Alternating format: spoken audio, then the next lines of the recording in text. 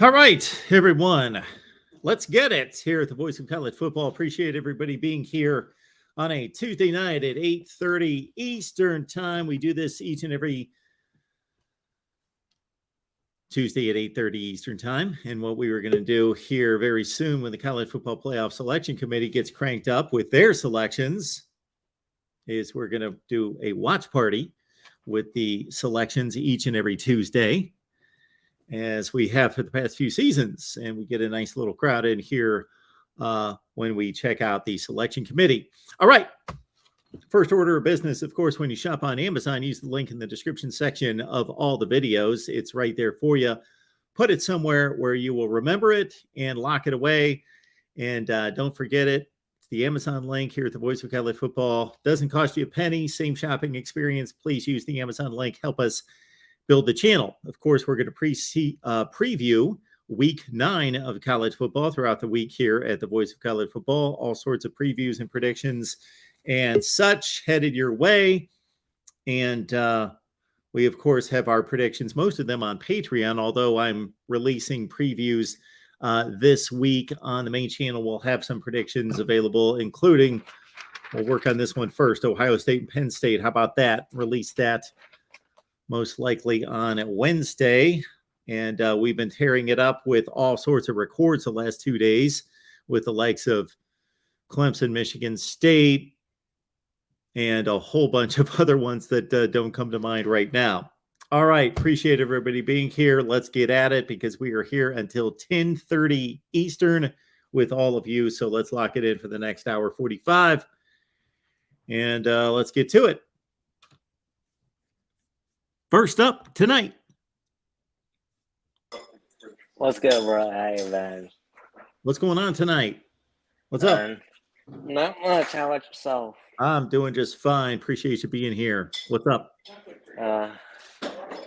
Not much. So, what's your early thoughts on the Ohio State Penn State game? What are my early thoughts? Yeah. Well, it's a huge game, and obviously Penn State already had one huge matchup at the Big House against Michigan. They got torn to shreds, and so they're going to have to improve from that performance by far. And we saw some limitations with Ohio State against Iowa, so we'll see if Penn State's able to capitalize on those as well. I think Penn State really has a good shot to upset Ohio State. Yep. Okay. Because I think Penn State's secondary is really, really good, and they can play a style of defense that'll make C.J. Stroud and the Buckeyes offense be patient. And that running game with those two freshman running backs is vastly improved on the other side. Yes, so the Penn State secondary is excellent. Absolutely. I believe it's the best secondary in the Big Ten, one of the best in the country. Of course, any secondary is going to get torn up if the quarterback has too much time to throw, but they give Penn State a ton of athleticism, and they've basically their entire secondary brings three components. They're athletic, they're experienced, and they're tough, and they don't mind tackling. They're physical players.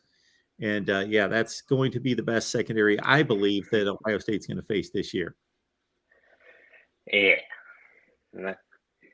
Well, so I'm curious to see how those receivers and C.J. Stroud fare against that secondary. Michigan has a Sparty this week. Yes. I'm expecting nothing more, nothing less than an ass beating. Okay. So what would more than an ass beating be? What would that look like? Like 30-point win. Okay.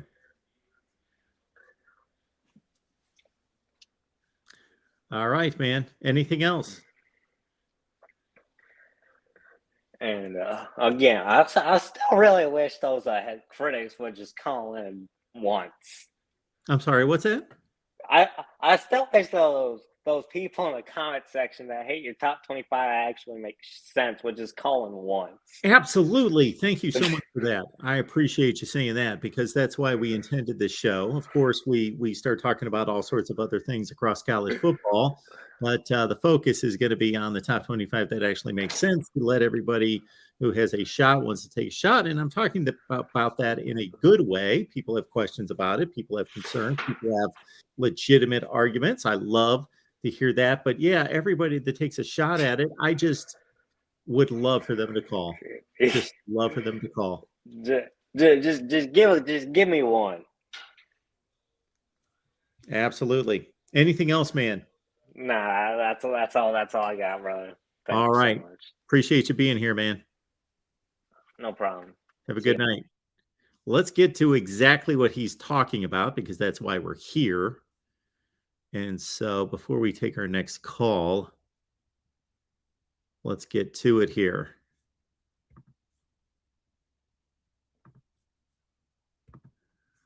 All right. So basically what we got, I don't know if you guys can see this. So let's look through the comments here.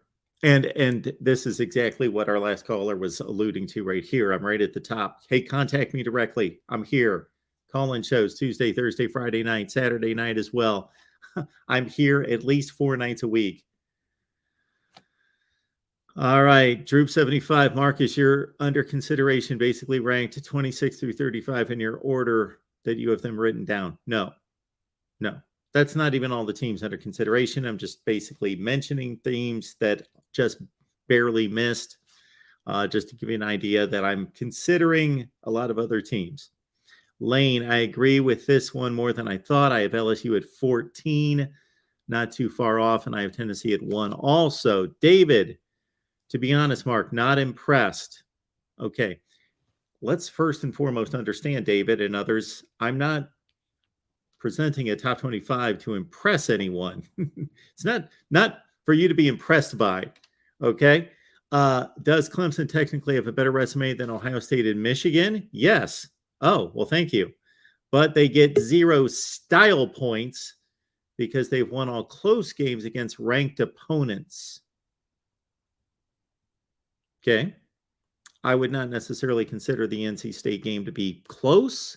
The Florida State game was close in the final result on the scoreboard. It wasn't really that much in doubt.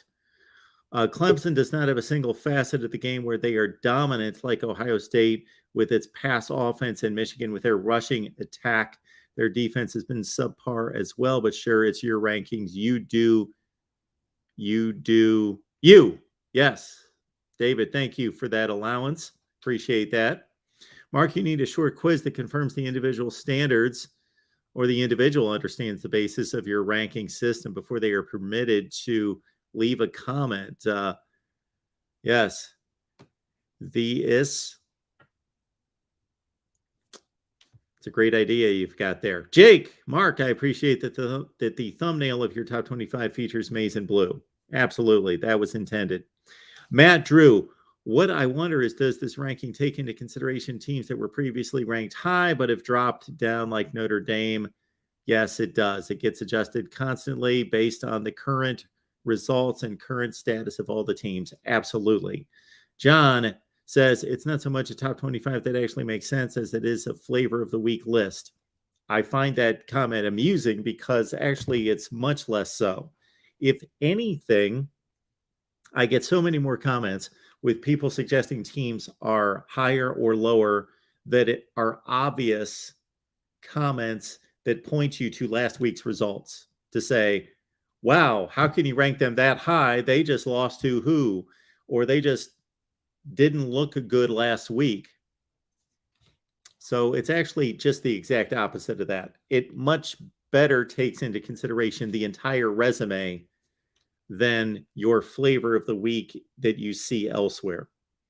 So, John, please keep track of that. And I guarantee you that if you compare to my top 25, that actually makes sense to other rankings, especially the standardized rankings. Shouldn't call them standardized because there's nothing about them as standardized. They are traditional, the AP poll and the coaches poll. You will find the exact opposite. Billy, after 7 weeks, the top 25 that actually makes sense are actually starting to make sense. No, Billy, thank you for that. But they made sense from the beginning. They made sense from the beginning. We had a conversation about this, actually, about rankings with Steve Dace on Michigan Podcast. Check it out. Go over to Michigan Podcast. Check out our conversation with Steve Dace that obviously focus on the Wolverines. But we also dove into rankings as well and just the insane approach that these rankings take on. The Good Wolf, Mark, I do find your process and rankings entertaining, but I really have issues with Clemson at 3. You know what, The Good Wolf? Of course you have issues with Clemson at 3. Other people have issues with Clemson being lower or higher, or, of course. I can't help but feel they have been honestly dodged a bullet several times this season, including against Syracuse on Saturday. Yep. When and if they beat one of the 6 teams you have ranked behind them, I will give them the credit and respect you have given them. It took them 2 overtimes to beat Wake Forest. Well, Wake Forest would be one of the teams behind them. They already beat them. And Florida State and NC State and Syracuse. Okay. Not really understanding your point, except for you don't believe Clemson's that good. Again, it doesn't have anything to do with my thought process or my ranking of the teams in terms of the best, the second best, the third best, the fourth best. I truly believe, based on what I've seen, based on what I know, more based on what I know, based on what I know of the personnel, the head coaches, the coaching staffs, everything taken into consideration right this second, I have more confidence in the Georgia football team, I believe, than any team in the country. I would go Georgia,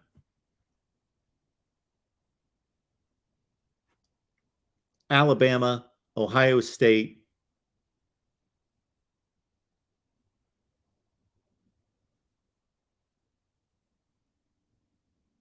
and then some order of Clemson, Tennessee, and Michigan.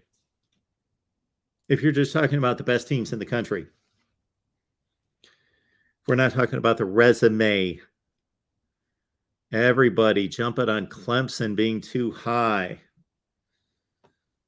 Interesting list, and probably a good one if you're looking at quality of resume.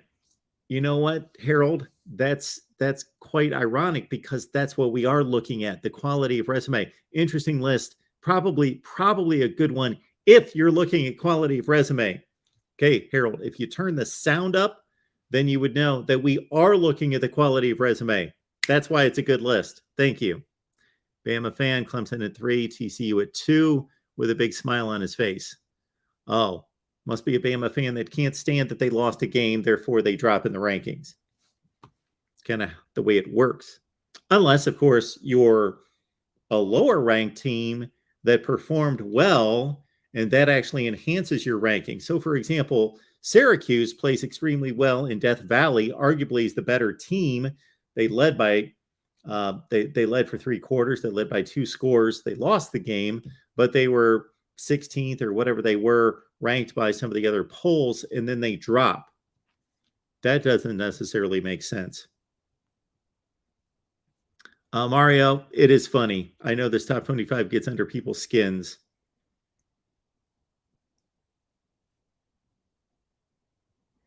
Cuse number 44 says the Cuse at 12. Thank you for the respect. Well, Syracuse earned it. They're 6-1. They went to Death Valley. They played the game down to the wire. Zoom play, I like your top 25 better than the AP poll. Thank you very much for that. I'm very happy to see you put TCU in the top 5. That's what they've earned. I didn't put them there. They put themselves there. Kenneth, as a Big Ten fan and a Michigan fan, I'm rooting for the Big Ten. I hope Michigan knocks off Ohio State and wins the national championship. Rooting for whichever Big Ten team is in the playoffs. Go blue. Big D, little D. Is Mark just creating controversy for a good call-in show? Yes, that's what we're doing. That's exactly what we're doing. We are creating controversy. Yes, that's what I do here all the time. Clickbait, controversy. That's what I major on here. That's all I deliver. Clickbait. My next video is going to be that the Big Ten is kicking out USC and UCLA. They don't want them anymore. That's the next video I'm posting. There you go. Dalton, ranking Clemson above Georgia is comical. Okay. Again, please call. Mike, I can't believe I'm saying this, but I agree Tennessee's number one. They've been beating top 25 teams. Yes, Georgia's been beating bad teams. Not saying Georgia is trash. Yeah, and if anyone's saying Georgia is trash, then that would be a bit ridiculous. I'm just saying if we're going to be fair and make sense, Tennessee actually deserves to be number one right now, and in my opinion, Michigan should be two. Derek Bell, I get what you're trying to say here, but Clemson that high? No way. Jim W., really, Mark, your Buckeyes under Michigan after they thrashed Iowa? Again, we're not looking at one game. Dennis, Ohio State too low, and I dislike Ohio State. Clemson way too high. Droop 75, Clemson ranking is fine. They beat Florida State, who beat LSU. They beat Syracuse, and they beat Purdue and beat NC State, etc. Subjective rankings, NICMA 71, have to be one of the worst things for college football. Let me digest this. Subjective rankings have to be one of the worst things for college football. Having a real playoff will be good, and garbage like this will be gone. And I otherwise enjoy Mark Rogers. NICMA, thank you so much for enjoying what we do here, but you understand that your first statement makes absolutely no sense. So you don't like subjective rankings. Oh, subjective rankings have to be one of the worst things. I am sorry, NICMA. I misread that. I totally misread that. So subjective rankings, yes, bad for college football. Having a real playoff will be good. Otherwise, I enjoy Mark Rogers. Okay, that's what threw me off. The otherwise I enjoy. NICMA, we're all for objective rankings. We are all for objective rankings. Yes, we have served up that formula many times.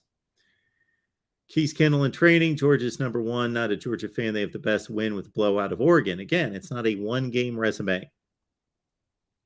Thank you, Nepti. This is a top 25 resume, everyone. Thank you. All right.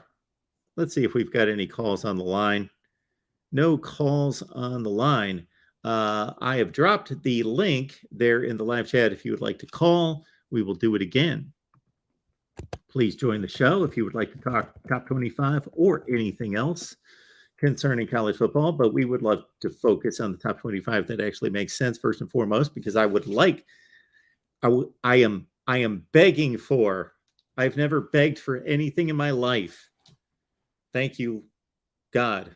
I haven't had to beg for food or anything. So I've not begged for anything in my life, but I am begging for responses to the top 25 that actually make sense from people that are critical, of course, in the top 25 that actually make sense. But of course, our standard callers and our friends of the show, please, you are, of course, invited to call in, but you have to understand, please forgive me. I'm just that much disappointed because I'm waiting for fresh calls from fresh callers from the clowns and the cowards that make the comments. That's what I'm wanting here, for somebody to actually have a little bit of a brain and some guts to show up and talk about the top 25 that actually makes sense. We'll have a great phone call, but those people, unfortunately, don't call. I bait them as much as possible. All right, we do have Chris on the line. Chris, how you doing tonight? Good. What's going on? Oh, I don't want to waste your time, Mark, because I think you should probably use your time better, I guess, than wasting it on me. But hey, Chris. Hey, Chris, don't say that about yourself. Well, I'm not that smart, but I just offer what I think is important. Not even important, just what I consider to be important. And that's kind of a difference, I think. Well, I guess it's basically my theology that I think we generally are all smart. That doesn't mean we all make smart decisions, but I definitely want to hear what you have to say.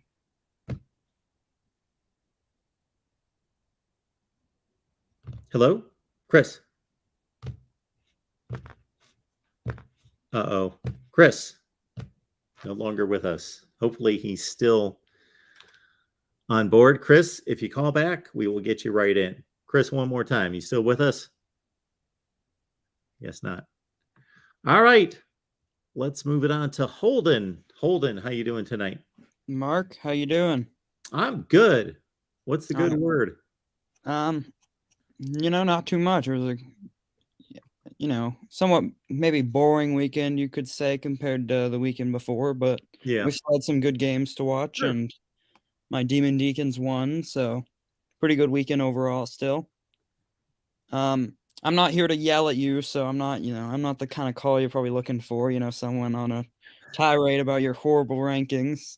I do have my disagreements with them, and I will perhaps ask you about a couple of those now, but Sure. I'm not here to, I understand what you're doing, and I think I agree more so, at least with yours, than, what the AP poll and things like that. Hang on, I'm trying to pull up exactly what they were. While you're thinking of that, I will let people know. I don't think everyone completely understands this, and I get it. Not everyone's going to keep up with the whole concept of the deal. But shoot, if I was another person and somebody presented this top 25 list to me, I could argue with it. I'm not saying it's infallible or flawless. It's an approach that I think the approach makes total sense. Now, whether it's completely executed to a T, I really need computers to do that for me. I would build a formula, put it in the computer, let it spit it out for me, then review it, make sure that it hits the objective that I have. But that would be the ultimate way to do it. Like if I was Sagarin or somebody like that, could devote the kind of time and energy into it. But I actually, compared to a typical AP voter or Coaches Poll voter, I'm sure I spend a lot more time on these rankings than they do. And I mean, not to completely blame them, because they're usually writers who have jobs to write about their team and Exactly. or their town. It depends on what they might not even just be a sports writer, and they have other jobs too. They can't spend all their time watching and researching college football to put together the perfect ranking. Holden, I hope we don't have anyone covering anything outside of college football that's voting on a top 25. I feel like there at least might be some more general sports writers, or at least at least like ones who cover their entire like college's teams, and not just sure, football. Yes. They all do that. Yeah, I have no issue with that. I mean, I wouldn't be too surprised if some of them like at least do some work that's not even necessarily just college sports and do like professional sports and stuff like that. Well, but I would assume, yes, most of them probably do just do college sports. But even then, they spend their time writing and things like that. They don't have the time to watch and research all the teams to make a good, or even a, perfect or even a very good top 25. So I guess looking at your top 25, I guess I'm a Wake fan. So my first question would be maybe just having Wake below Syracuse this week, because I understand that's, I would say the performances against Clemson fairly similar. Syracuse, I guess you could say, more so dominated part of the game, but I would also say Syracuse it's hard to, like objectively judge it, but I would say Syracuse got a different performance out of GJ Uyangale than Wake did. Wake got probably one of his better games. Obviously, part of that is the Syracuse defense being better than Wake's defense, probably, but they got, several turnovers from DJ that were just unforced errors that he just made that led to him getting benched. Yep. Well, what I will say about that is you've taken that to another degree that I don't take it and won't take it, because if I did that, then I would have to do that for every game the entire season with every team. So you're focused on Wake, then you're focused on another team and comparing them to Wake, and therefore you make that distinction. I would have to go through every game of the season and try to make some kind of a judgment as to, did that quarterback have a bad game against them and have a good game against them? I would be putting the top 25 out like 3 weeks after those games were played. It would be the top 25 of week 2, like in week 8. It would be impossible to do that. And it's not even that reasonable to do it, even if you had the ability to do it, because to make a judgment on which player showed up against which team and didn't show up against another team. Again, you'd have to analyze game film on every game in America. Yeah. So I understand that, sort of people, when people just say crazy things in your comments, those people just don't understand what you're doing. I guess I have more disagreements just about the specific numbers, but I understand sort of your ideas and, And to your point, Holden, I did evaluate those wins very similarly. Like I looked at those and thought, if anything, I think Wake played them closer, tougher, because it was an overtime game, and Clemson didn't turn the ball over all the time. But certainly Syracuse forced many of those turnovers, so it's a little bit of both. So I did give Wake a slight lean on that game comparison, but not much. Yeah. Okay. And then I guess sort of talking about Wake and Syracuse, Clemson. I think I talked about this last week. I just don't understand what people are missing. I guess it's the same thing. I think you probably remember this. It's the same thing people have been doing for 5 years. Since 2016, a lot of people have been saying this about Clemson basically every year. They don't play anyone. They're not going to play well in the playoffs. They're going to get blown out. Yeah, we've heard that before. And then, other than outside of 2018 and 2020, they've either won or gotten to the finals and been very competitive. Yep. So what is that? 3 of those 5 years that people said that, because they said it basically every year from 2016 to 2020. 3 of those 5 years, they were competitive, made it to the championship, and either won or barely lost. And then they take 1 year where they, have a down year and lose or win 10 games, have a down year. And now, people think that, there's some joke of a team that's not going to compete with the other top teams. Absolutely. So let's look at one of Clemson's national championship runs in 2016. They lost to Pitt, who was an 8-5 team. They would have lost to NC State had the kicker made a kick with a few seconds left in the game, the NC State kicker, that Clemson had nothing to do with him missing the kick. He missed the kick. Otherwise, they went to overtime. Clemson then won the game. Clemson also won a game against Lamar Jackson in Louisville that went right down to the wire, in which if the Clemson or the Louisville receiver on like a 4th and 5 play wouldn't have stepped out of bounds, they would have had the ball down to like the 7 or 8 yard line in the closing seconds with a chance to win the game. And they barely beat Troy. They were down in that game. Like, if you want to nitpick all those games, and that's what I'm here to do, I kind of nitpick all of them. So I give credit for the win and just say, Clemson beat NC State. That should be credited as a win against a team that I consider to be, 15 or 25 or 35 or whatever. But then also the nuance is given to it, just like we were talking about comparing Wake and Syracuse. Did Clemson beat NC State 52-0, or what was the value of that win based on their performance? So I do both. I will always give credit for the win, even if I think they got ripped off and the officials made 18 bad calls and all that. I will simply say, you know what? Alabama beat Texas. That's what the win-loss column says. I'm not going to say, well, I'm not going to amend wins and losses because I think officials blew it, or if a guy got hurt and he didn't get hurt, they would have won. So I just give the wins and the losses, but then sure, I give nuance to the performance. Yeah, like people talk about, the Syracuse game this week, the refs handed Clemson the game. People say that. I'm like, I'm a Wake fan. I wanted them to lose that game because it gives us a chance to play in the ACC championship. And the only really bad call I saw, and I watched basically most of the second half, is the only bad call I saw was they call the late hit when Klubnik gets hit going out of bounds, and then they don't call it for the Syracuse quarterback. And that's just about the only one that I saw. And I'm sure there were a couple others, but the refs can't just give a team a game. Clemson put in their backup quarterback. He barely threw the ball. They just ran the ball and just got stops and were just able to score enough points to come back and win. And the refs, had some nuance in that, and the game maybe would have gone to overtime or something like that. But even for me who wanted Syracuse to win, it's as simple as that. Clemson won, and by the end of the game, they had done more to win than Syracuse had. There you go. I'm right there with you. And then I just don't get you compare those past teams. If in my mind, the ACC this year, in some ways, is at least the division Clemson's in is deeper at the very least than it was in those years past, because obviously these are metric rankings, but I believe 6 of the 7 teams in the ACC.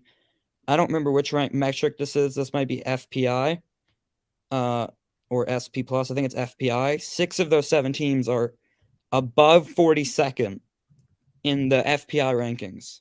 And I know that because UNC is the highest coastal team in the ACC, and they are rated 42nd by the FPI. So 6 of the 7 Atlantic teams are higher than them. And that's everyone but Boston College, who's obviously terrible, bad, awful. And Clemson's beaten 4 of those, the next 4 best teams already. Yeah, I should probably work on a video comparing the divisions and ranking the divisions. I do think that the Atlantic is better than it's been since probably at least 2016 in that range. That was a good year for the ACC, of course. Yeah. Like Florida, it's one game, but Florida State is maybe third now that NC State's quarterback's out, but the 3rd or 4th best team in the Atlantic. And they beat LSU, who's at this point might be the 2nd best team in the SEC West. Obviously, it was one game, and it was the first game of the season, and it was basically a tie. They won on a blocked extra point. But, at the very least, they were extremely competitive and ended up winning against one of the best teams in the SEC West.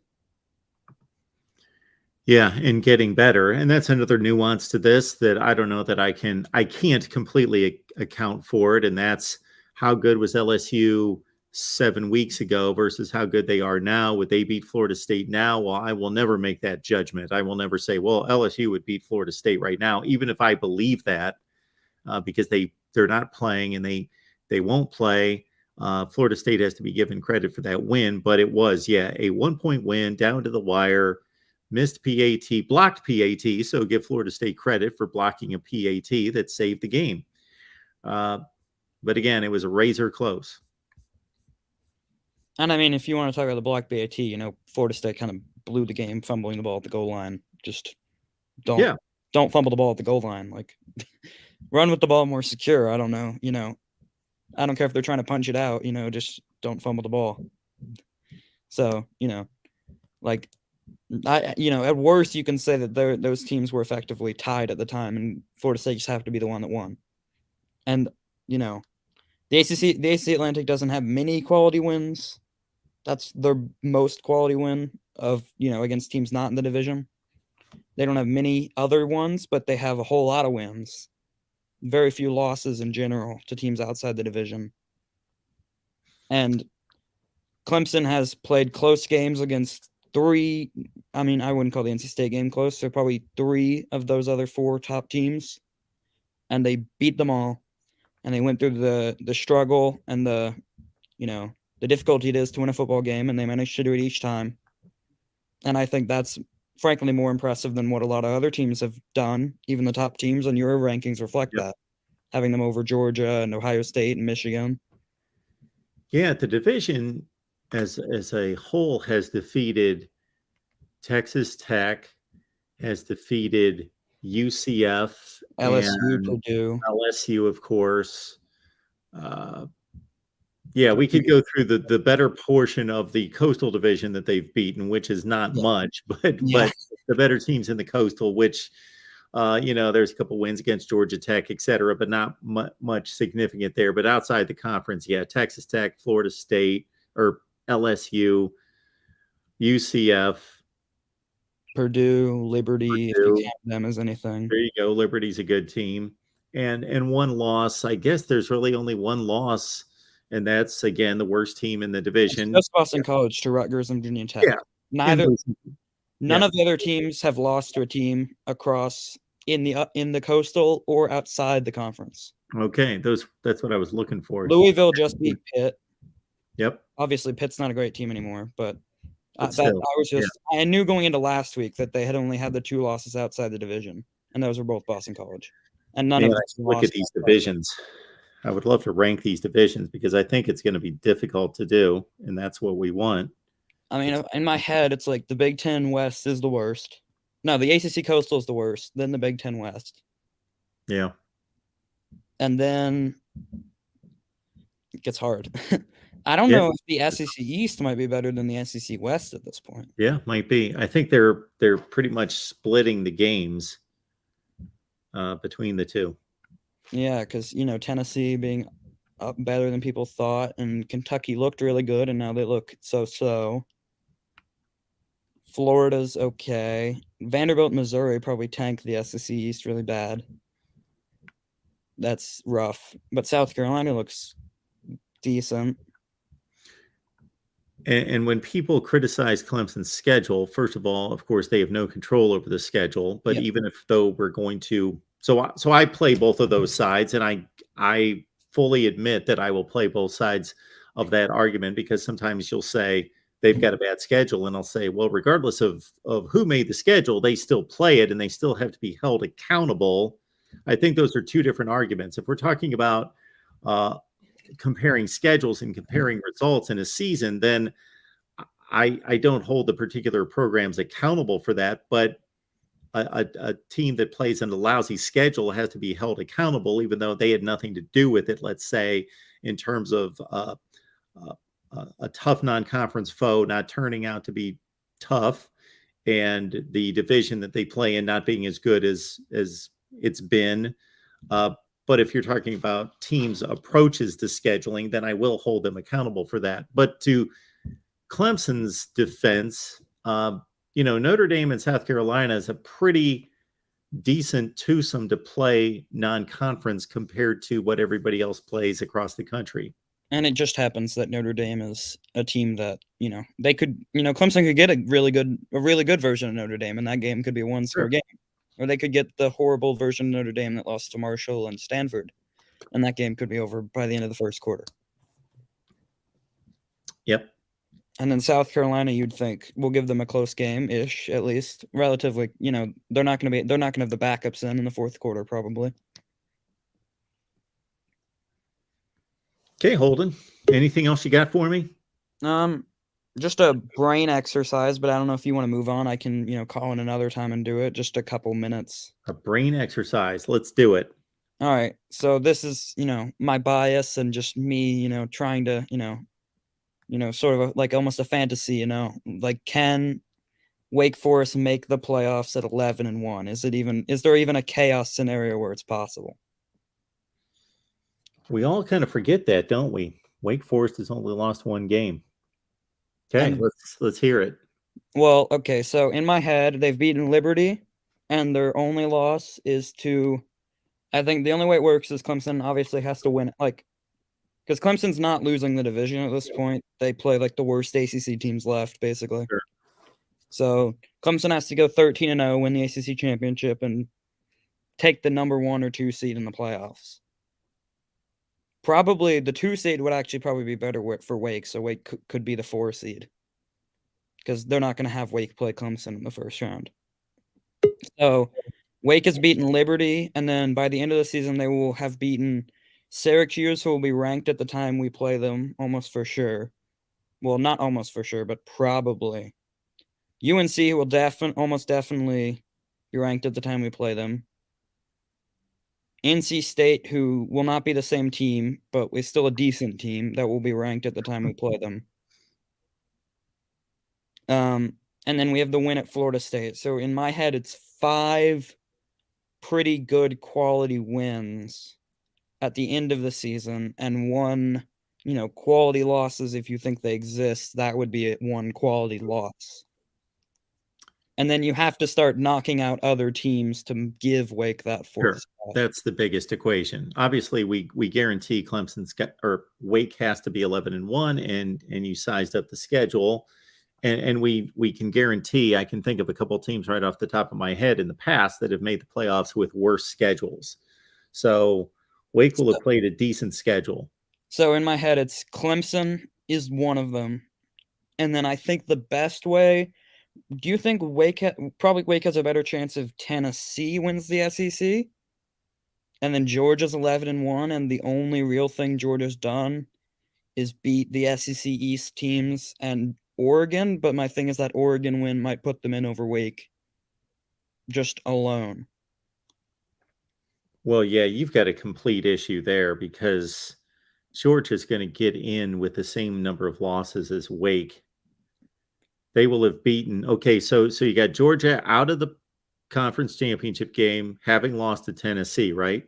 Well, it could be the opposite. I'm trying to think which way would work better. Okay, let's take Tennessee. Let's take Tennessee as the non-division winner with a loss to Georgia. Okay. They've beaten Alabama. They beat Alabama. They beat Pitt. They beat Florida. They beat LSU. They beat South Carolina. They beat Kentucky. That's almost why I feel like in my head I prefer Georgia, but I'm not. Okay. Just from the talent of Georgia, I'm not sure that they would. Yeah, the committee's biased, and I'm not knocking the committee. They're humans. They're biased. Yeah, Georgia.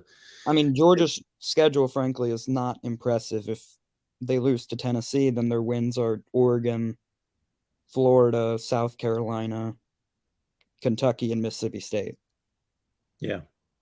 I'm not even sure that's especially. I mean, the Oregon win does the heavy lifting there, but let's come to that last maybe. So, the Pac-12 like Oregon doesn't separate themselves in the Pac-12. They lose another game.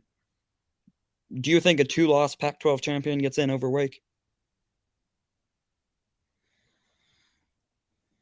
So, give me an example of what that would look like. If it's UCLA, possibly. They played no one non-conference. They got whipped by Oregon already. If it's Oregon, well, okay, so one way is it's like USC and they win over Oregon. And so that gives Oregon their second loss. Like Oregon wins out, but then they lose to USC in the championship, so they're not a champion. USC loses do they play Oregon in the regular season? No. Ooh, that is not good.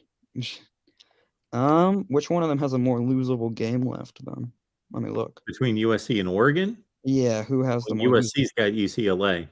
So USC loses to UCLA.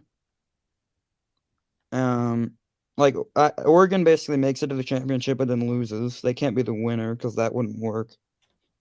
So USC loses to UCLA, but then UCLA would have to drop a game, wouldn't they?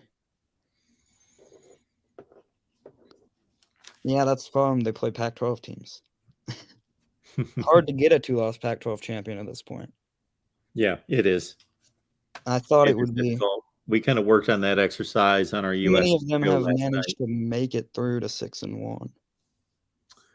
All right, Holden. Well, that's a little bit too much of a mess for me to deal with. Yeah. Without really we get later in the season and things are more possible. Maybe we can talk about it then. Well, I appreciate the call. Yep. Have a good night, Mark. You too. Thanks so much. Voice of College Football, breaking down the game we all love each and every day with you. Best discussion, debate, and analysis, not because of me, but because of all of you. All right. Clint says, make Pac-12 power rankings would be nice, anything other than Big Ten or SEC. So understand that every week, it's my intent to do a power rankings for every conference. However, there are horrible time limitations that I have to deal with that basically I don't produce as good a quality of content and as much content on this main channel as I would like to, because I'm spending my entire day posting content and recording and doing all those 11 or 12 live streams that we do each and every week for all those team channels. I shouldn't say this. I was about to say, if I could wipe out all the team channels and earn a living just doing one main college football channel, that's what I would do. That's what I would do. And man, I just with the conversation with Holden here, here's two nice video ideas right here. Dark horse playoff paths. Boom, Wake Forest right there. One loss team, and looking through various other teams that could qualify for that same type of analysis, and then also division rankings. But you're right. So the Pac-12 power rankings, I want to do them every week. But number one, nobody watches them. Number two, I just can't get to them, and I've got to favor the Big Ten and the SEC. Why? Because most people want to see those. That's what it comes down to. Chris is back on the line. Chris, how you doing? Good. How are you?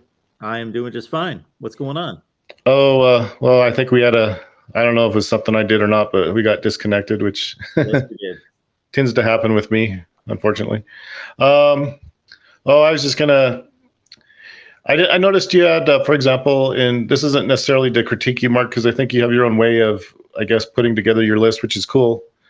I don't quite understand exactly though why, for example, and it's not that there's anything wrong with it, but I don't think it was it Clemson number 1 and Texas Christian number 2? I don't have it in front of me, otherwise I'd just be looking straight at it. But Tennessee's 1, oh, is Tennessee 2, and No. Clemson is 3. now? Is that based on the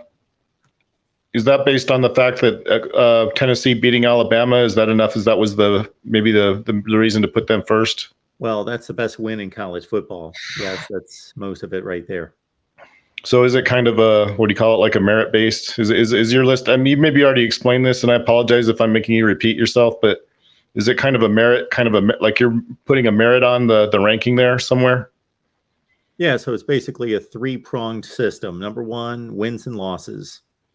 Number 2 would be the opponents played, of course, the strength of the opponents. And number 3 would be the performance on the field, meaning that if Team A beats Team B 50-0, that's going to be given more weight and value than if that same scenario happens, but the score is 28-27. Okay, well that's interesting. I didn't know that that's what you did, but now is it do you use any arithmetic, or is it more intuitive, or do you just kind of, it seems like you have your own, are you able to work through the math on your own, or how does it work? I work through math, but I would like to be able to build an actual system that would be more automated, because it's a pain. I love it. It's a labor of love. Don't get me wrong, but it's a pain. Sometimes I would like to do rankings like the AP or the coaches poll, where they just kind of spitball and just kind of move teams based on last week's rankings. But I do my very best to weight the wins and losses of each team and make it a complete resume ranking. So to give you one example, I believe Ohio State is better than the 6th best team in the country, but I've got them ranked 6th because I believe that their ranking or their resume is the 6th best. And is that mostly based, I guess, on the strengths of opponents there that they played? Because I think for them, it's based more on their dominance over those teams, because their schedule is not that strong. Well, who have they played? But I mean, I know they played. For example, was it? I have a hard time remembering sometimes. Apologize for that, but they played. Wasn't it Minnesota they played earlier? Or was that last season? They did not play Minnesota. Oh, they didn't. They played Notre Dame, Arkansas State, Toledo, Wisconsin, Rutgers, Michigan State, and Iowa. And I guess you don't necessarily hold those teams that they played in the highest regard. Maybe is that partly why they? Because I think I have, if I'm not mistaken, I think I have Ohio State rated pretty top number 1 by a comfortable margin. And so if you have them 6th, that's quite a bit, just difference, I think, between what we look at, I guess. They've only played one team with a winning record, and that's a MAC team. But they beat them by a comfortable margin, though, right? They beat them by 6 touchdowns or something. 6 points, yes. Yeah, like 8 touchdowns or something like that. Yeah. So I guess my question might be then, if you're using point differential, I guess I'm still a little confused as to why that wouldn't put Ohio State first, because if that's kind of one of the things that you take into account, I mean, I would think that would still put Ohio State, maybe not first place, but right up there, maybe 1 or 2 or 3 or 4. Because the teams that are above them have beaten teams like Alabama, Kansas State, Oklahoma, Kansas, Oklahoma State, NC State, Florida State, and I could go on and on and on. Oregon. Are you talking about when Georgia beat Oregon? Yes, Georgia's Okay. beaten Oregon. They've beaten South Carolina. Clemson's beaten NC State, Florida State,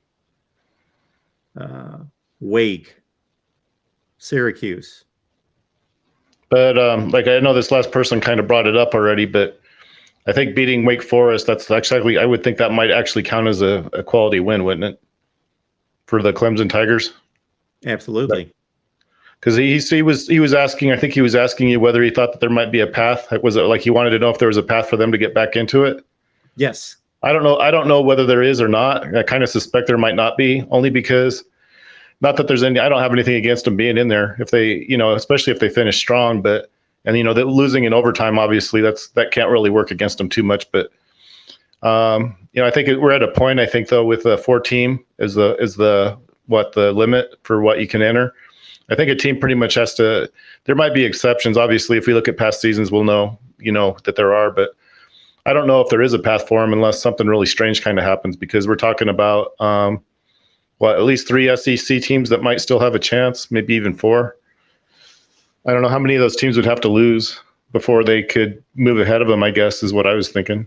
Yeah. There's 3 in the SEC that have a legitimate, strong opportunity. And then there's also LSU and Ole Miss. There's really 5 that have a shot at the playoff.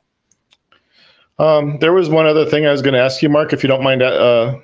I took what I thought was, and I do it from week to week. I haven't been able to do it this week because I haven't really been feeling very good. But what I do is I take the week to week results and I kind of throw them into my formula there that kind of turns out a result that I think is kind of at the very least, I think it's fair to what I think the teams ought to be, even though it's not really my plan. It's sports reference is what it is. But what I can do with it though is I can compare week to week with historical, and kind of what I found out is I think it's kind of interesting, really. There's really not a huge, it depends on the conference, obviously, but there's really not a huge difference between even from week to week from like historical. So, for example, like the SEC with the teams that they have, I take into consideration the teams they have, and I think they're like 3% from what they would normally be. In other words, they're underperforming, but within 3%.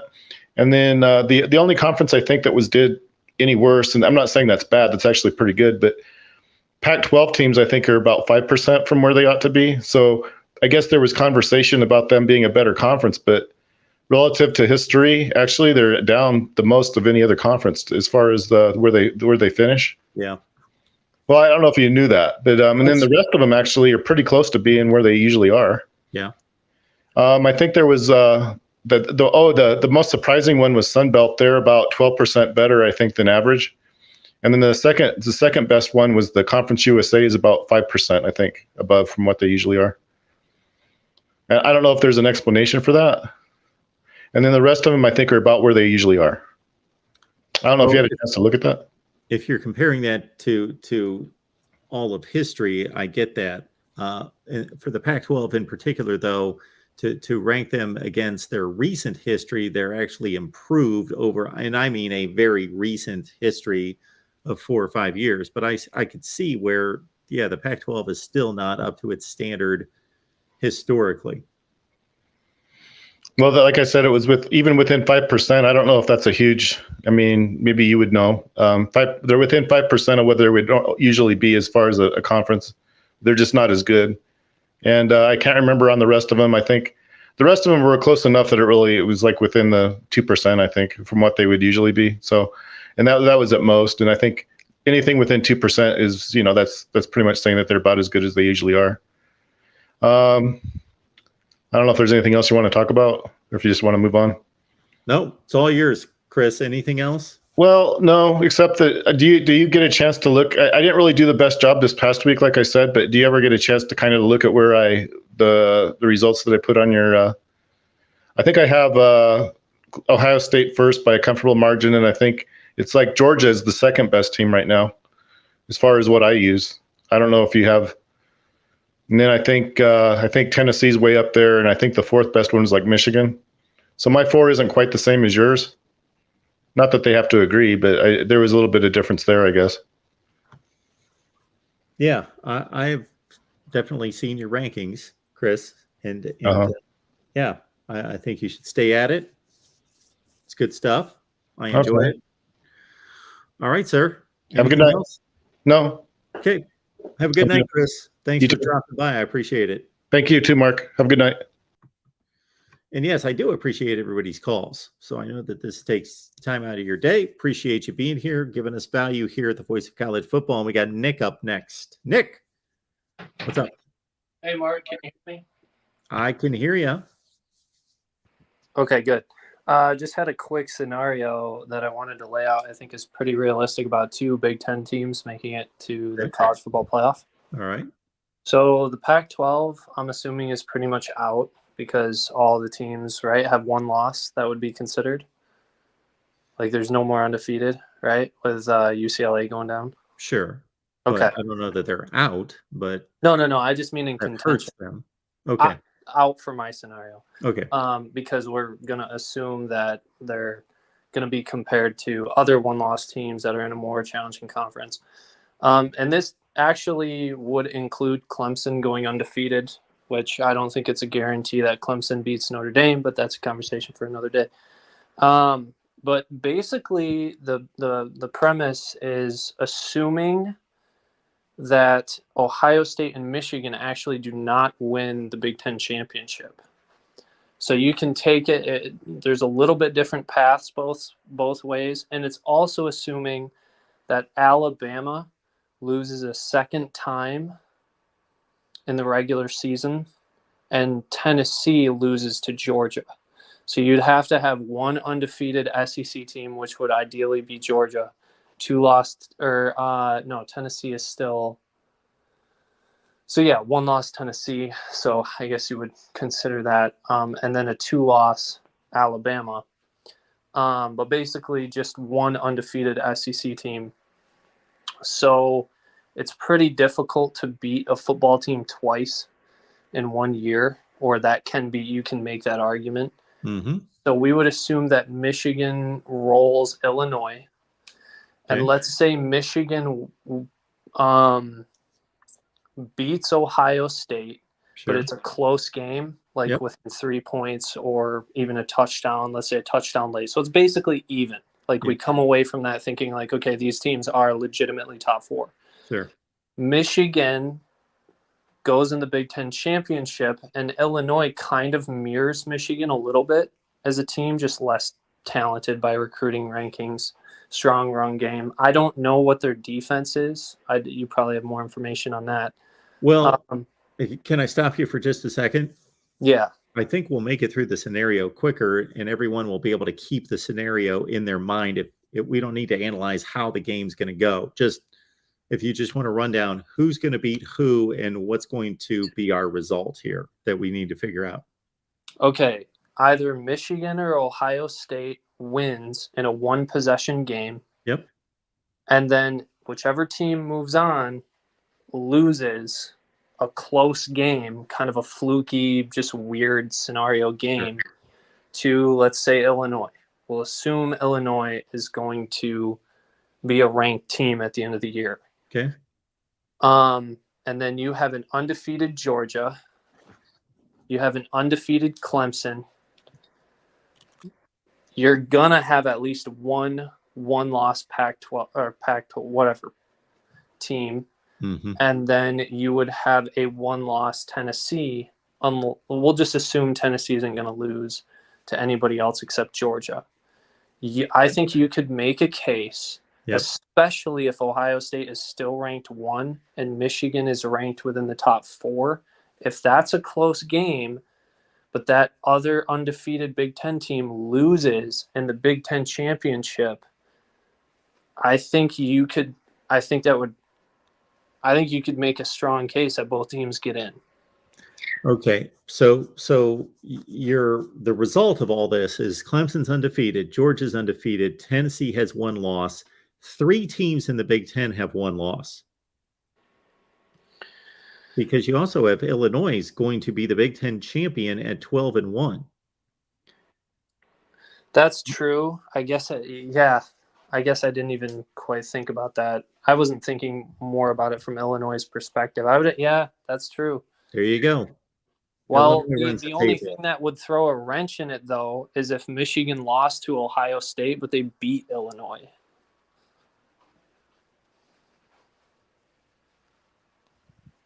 Yeah, well, for argument's sake, without having a visual representation of all this, It gets complicated.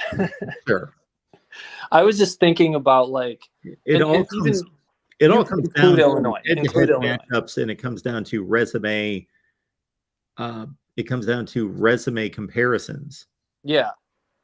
Which, I mean, obviously, yes, Illinois might win the Big Ten championship, but they're also in the West Division. So strength of schedule would really hurt them overall in the regular season.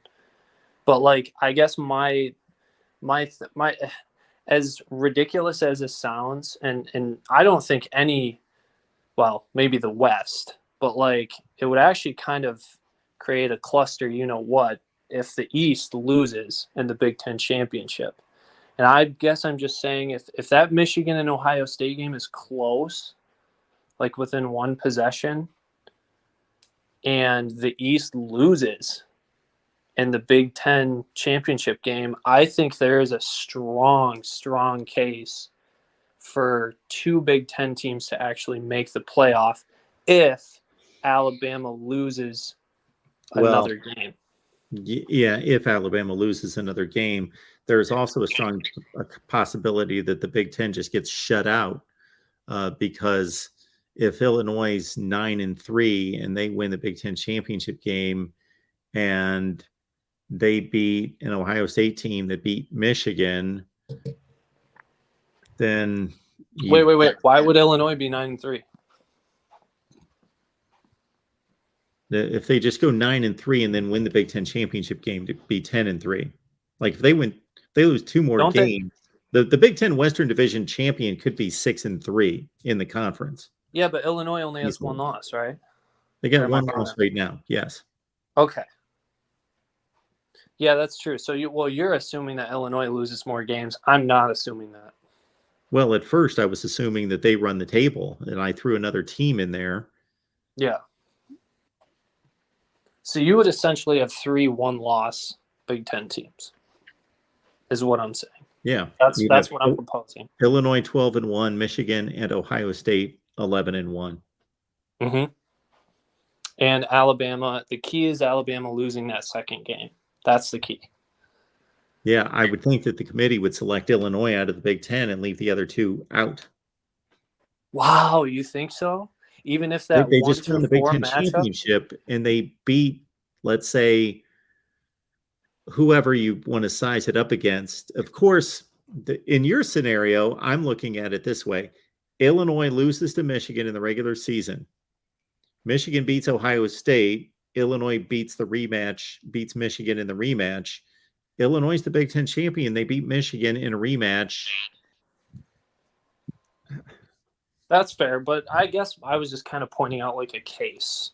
What's a realistic case for the Big Ten to get 2 teams in? And I think it's more realistic for the East to lose Big Ten championship, but I could be wrong there. Anyway, Mark, why would that be a better case for the East? The better case for the East would be Ohio State and Michigan play a game down to the wire, and the winner goes on and wins the Big Ten championship. So they're obviously in, and the loser just lost to maybe the number 1 team in the country. Yeah, that's the best case for the Big Ten. That's true. Ohio State beat Michigan. I hope. Wait, real quick before I let you go, 42-41. Sorry, I gotta let you go here, Mark, real quick. But I just want to make this last comment, and then you can finish up. Sorry, I'm not trying to cut you off. I do find it hilarious that last statement. You're a Buckeye and you're propping Michigan up, so I appreciate that. That's what I do, Nick. All right, see ya. Have a good one.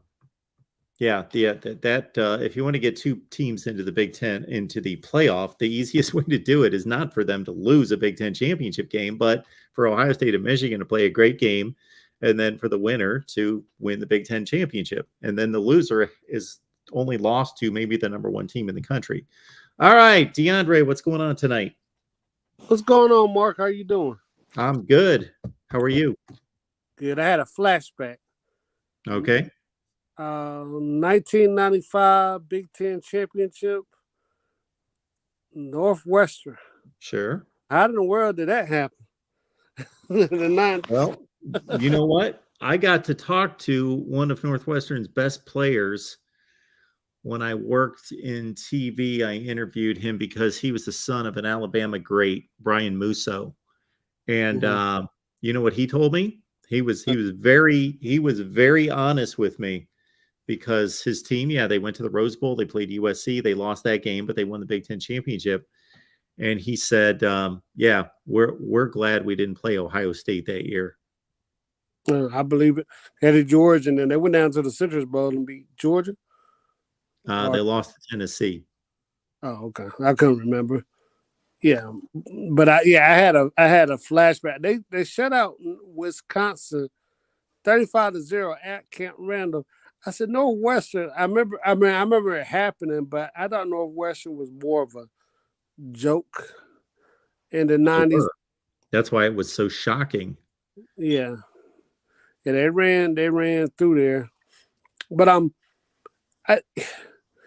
what irritates me, I know the Clemson is not seen. If Clemson had Miami's name, and Miami had Clemson's record right now, more people would give Clemson more respect for what they're doing right now. And that's what irks me more. And the reason why I say that, if you go look at Clemson's schedule, I know TCU. I give much respect for TCU and Tennessee.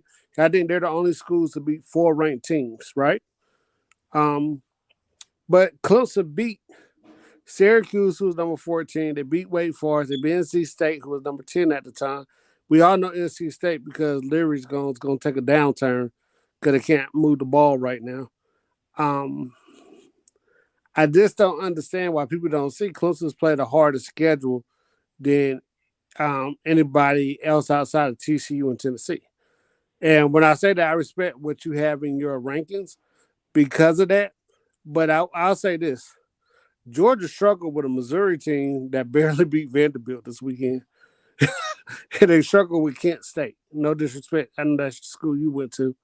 But I'm just like, I cannot figure out why people just won't give them. They just do. DJ had a bad game. And we all know the quarterback position has been an issue at Clemson while DJ has been there. But he just had one bad game. We got a whole season to go. We got 4 more games to go. And we finally got a bye in there. Those other games that we played, I'm sure you saw the post-game show. Like I told Craven, those were some more emotional games. NC State, Wake Forest. Then you went to Boston College. Then you went to play Florida State on the road the next week. Then you came home to play Syracuse. Those outside of Boston College, those were some emotional games. So I just think people need to give Clemson more respect, which I know they're not because the name says Clemson, and a lot of people don't think Clemson belongs in that stratosphere. But also, I'd like to point out, Clemson has a winning record versus Oklahoma, Ohio State, Notre Dame. Well, DeAndre, everything that you say is I'm right there with you, and obviously my rankings reflect that. But you can't bring up 1950. Like, what's that have to do with this year? Well, what I said about 1950? Well, I'm just throwing out a year. You're going through history. What's that have to do with this season? But I'm just saying they don't give Clemson respect because the name doesn't say Miami or Florida State were doing what they were doing. 38 straight wins at home versus ACC opponents. Longest winning streak in the country. They just don't want to give Clemson any respect, which I know they're not going to. That's why I think Dabo still sticks with the little old Clemson. routine. So, I understand what you're saying, but hey, they got to win the record versus those teams. And, the other thing people need to look at what Clemson's done. Instead of look at the name, I don't think My point is that should have nothing to do with where they're ranked this season. Right. But I said they had a winning record, though. Winning record versus those they played 3 hard games. 4 hard games this year. This is what I want to have happen some year. I want a team to go 0-12 and the next year to be a contender for the playoffs. And I want to hear how many people talk about them going 0-12 the year before. Of course, this isn't going to happen, but for as much as it could possibly happen, a 2-10 team, a 4-8 team, contend for the playoffs the next year and have people talk about what they did last year and how bad they were. Because I will do nothing but say that's a dumb argument, because we are evaluating these teams this season. Right. Well, I'm sure I think I told you this before, and all you can do is go by team's resume. But I know Ohio State hasn't played any winning teams outside of one, like you just said. Yep. I think Ohio State the best team in the country by far. I think I done told you that before, but I think they're the best team in the country by far.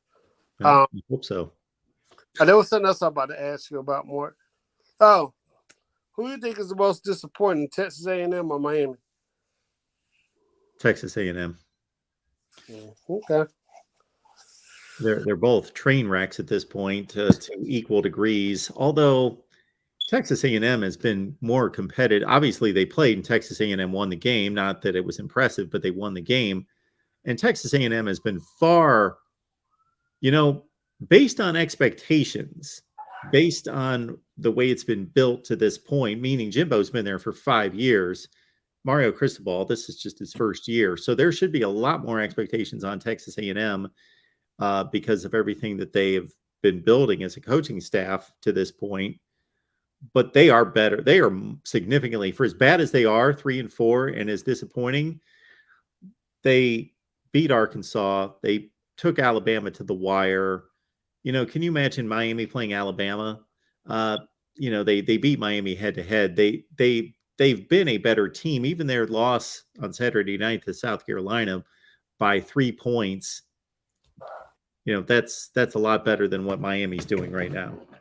Yeah, but it's still more disappointing to me because I just think that they've been building toward being a contender, and they're not. What was their last conference championship? Texas A&M 1998? Yes. Oh, okay. Yep. All right, Mark. Have a good night. Thank you, DeAndre. I appreciate that. Well, DeAndre helps us with our Clemson pregame and postgame shows. Get on over to the Clemson channel, and these guys get together on Fridays to do a Clemson preview, and also on Saturday night after the ball game, or sometimes on Sunday after the game. So these kind of comments amuse me. Rodrigo here at the top of the page. I get the comments now. Okay. Tennessee played UTEP. So he's mentioning that Tennessee, I'm giving them all this credit for beating Alabama, but they played this horrible schedule and they played At least check your work. At least look at the schedule. If you're going to make a comment about the schedule, at least know who the teams played. This happens all the time. Tennessee did not play UTEP. All right. Look at this guy we've got coming in here. This is good to see. George, how you doing tonight? Hey, how you doing? I'm doing just fine. How are you? People have been worried about you. I just been working, Mark. Oh, okay. Well, we haven't seen you. You so can people have you can put me on camera if you want to. I'm sorry, what's that? You can put me on camera if you want to. You are on camera. Oh, I can't see it. I'm looking on my tablet. Exploring have with little Ben and small Sam screens. asked me. These little Hey, Michael Hogg. Hey, Clint Moses. Sorry. I haven't lost any weight, John. I've been working maybe, but I don't think so. Well, that's good to know. It's good to see you. Maybe it's just my glasses.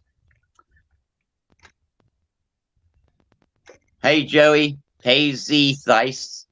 See, everybody's happy to see you. Warring with Ben and Sam. Hey, Willand. Hey, Porter. This is the Hey, first it's time like I've a seen you in homecoming long time. after take a couple weeks off and you're famous. Absolutely, you are. Well, you're famous anyway. You are well renowned here, regardless. But people were concerned, and I asked a number of times. I got on here probably at least 5 times and said, "Does anybody know anything about George? Just want to make sure George is okay. Does anybody have contact with him?" I wasn't around, so I had no way to know that. Hey, Uncle Rico. Hey, the real MVP. Hey, JC. Not used Dexter was worried about me. He's telling me. One scoop, John Delane. John Delane said he thought I was dead. Hey, listen, it's in my will to let you guys know if anything ever happens to me. It's like line number 3. Go on MarkRogersTV, the voice of college football, and give a nice eulogy for me. We certainly hope that we don't get to that day. That we. I'm only 62. I should be good for 10 more years. Relax. Okay. Well, most of my family lives into their 90s, so I'm probably good till 72 right. anyway. Well, let's take you past then. Hey, Hummus Hero. Hey, Troy V. Hey, anyway, that guy was a good caller. I wrote his name down. Chris. That was a good call, man. Yes, we like I Chris. don't usually go off on people's calls, but that was good. I have a question because I missed some time. Yeah. When you called the game on Duke versus Miami, did you pick Duke? You picked Duke? I picked Duke with the points. Wasn't that like free money? Shouldn't you have like mortgaged your house, borrowed everything you, huh? Yeah. That was our one chance this year, free money. Well, that might not have been the game, but it would have been up there because I was pretty confident taking Duke with all. No shit, man. I was sitting there looking at that point spread saying, what's going on? This is insane. George, didn't they just lose to Middle Tennessee State? Yeah, absolutely. So this is the second time this has happened this year that Miami was a double-digit favorite, they were like a 24-point favorite against Middle Tennessee, and they lost by 14. And now Duke, they're a 10-point favorite. They lose by 24 points. They're not just not covering the spread or winning games that they're a favorite. They're 1 for 5, 1 for 6 on the spread. They're actually 0 for 6. 0 for 6, yeah. There you go. They missed like, shit. I missed my god darn opportunity. Yeah. Maybe next week. Was that your pick of the week, or what was your pick of the week? Well, I know I tweeted near the end of that game. I said somebody needs to call Vegas and let them know that this is not Miami 2001. They keep overestimating this team. Hey, tell them to keep it up so I can get a bet in. Keep doing that shit. Yeah. Does Miami play this week? Let's look this game up to see if I think they're off this week for some reason. I think they have a bye week too. Okay. Yeah. The Miami fans have finally been humbled. You don't hear one word about 5 national championships anymore. It's over. I mean, the actual Miami fan base, their backs broke. They've been bent over backwards. I've never seen anything like it in all my time on social media. There was like something changed. They ain't no more shit talking except about that team. You know, they're just talking about the team and Mario now. They're not trying to rub nothing in. It's a mess. It is a mess. It takes the pressure off teams like Florida or even Florida State. Anybody that lost last week, you know. Yeah. Okay. Takes pressure off. Florida's got Georgia this week. If we beat Georgia, will you make us number 25? I probably should. That should be enough to do it. Hey. I don't understand any top 25 that doesn't have Florida in it. I'm not used to that. It doesn't calculate. I'm like, warning, Will Rogers or whatever. Well, I get that. How are we not in the top 25? No. You're 1 and 3 in the SEC. That's how come. On the bright side, we have the number 8 recruiting class. We have 8 of the top 125 recruits, or 250. I'm not sure what it is, but we got 8 of them. We had 5 once in the last 10 years, and 8 or 3 one other time. So he's way improved the overall complexion of this class. And we might get 2 more 5 stars. There's a chance we could end up number 4 or 5. That's how you got to do that. That's how Kirby did it. That's how Nick did it. Like, do that and do it like 5 times in a row, or at least 2 times in a row. Yeah. Yeah, we had our buddy David Waters on from Gators Breakdown. Talked to him today, and so they just got an offensive lineman flip from Florida State, top 10 offensive lineman, Roderick Kearney, and they're expecting the number 1 cornerback in the country to commit to Florida. Yeah, I think we got him. Cormani McLean. Yes, which reminds me, another guy, my calendar. the number 2 5-star defensive back in the 2024 class just reclassified to 2023, and we're pretty sure he's coming to Florida this year too with 2023 class. So that's 2 5-star defensive backs. That'll put us like number 5.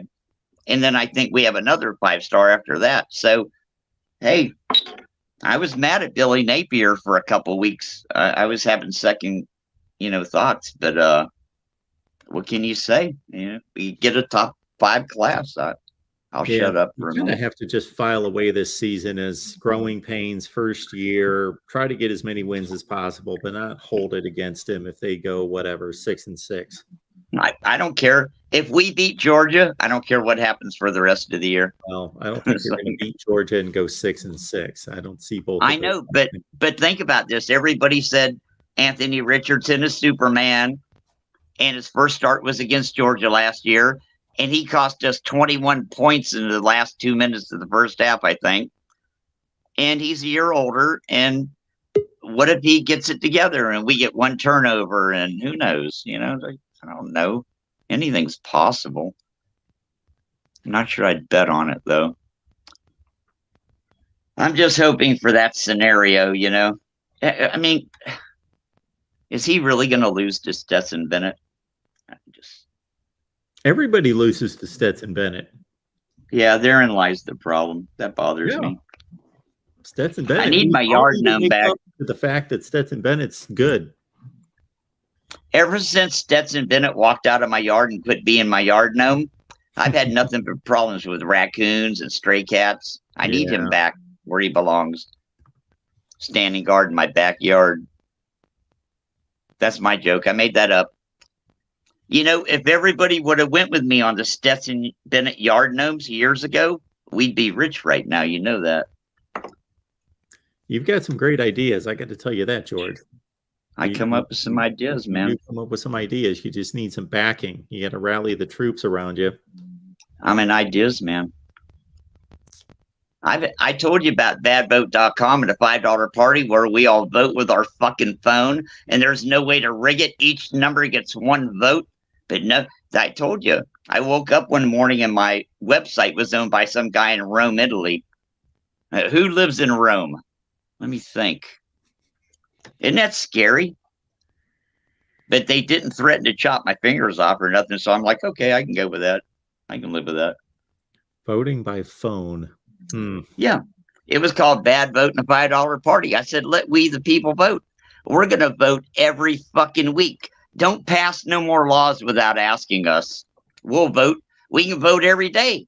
1 vote per phone. Let's go. It would be 99% to 1% every day, not this 50-49 bullshit. Anyway, don't get me started. I know. It was called Bad Vote and a $5 party. I got paperwork to prove I invented it. I was going to fix everything in 1 day. We're going to vote on it. Do we really want to? Do we want to go to war with Russia? Nah, I don't think so. Not today. I don't want to. Do we really want to fuck with China? Nah, I don't think so. Yes.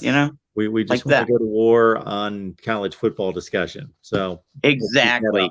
We could vote on that too. The line is getting long.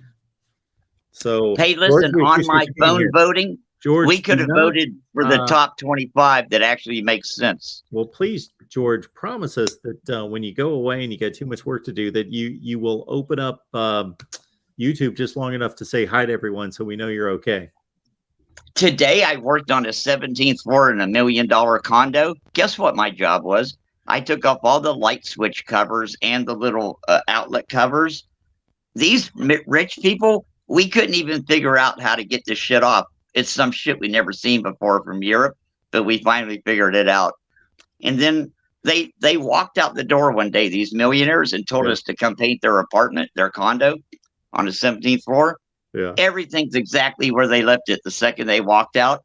And we took pictures and we're going to move everything, paint it, and put everything back exactly where it was.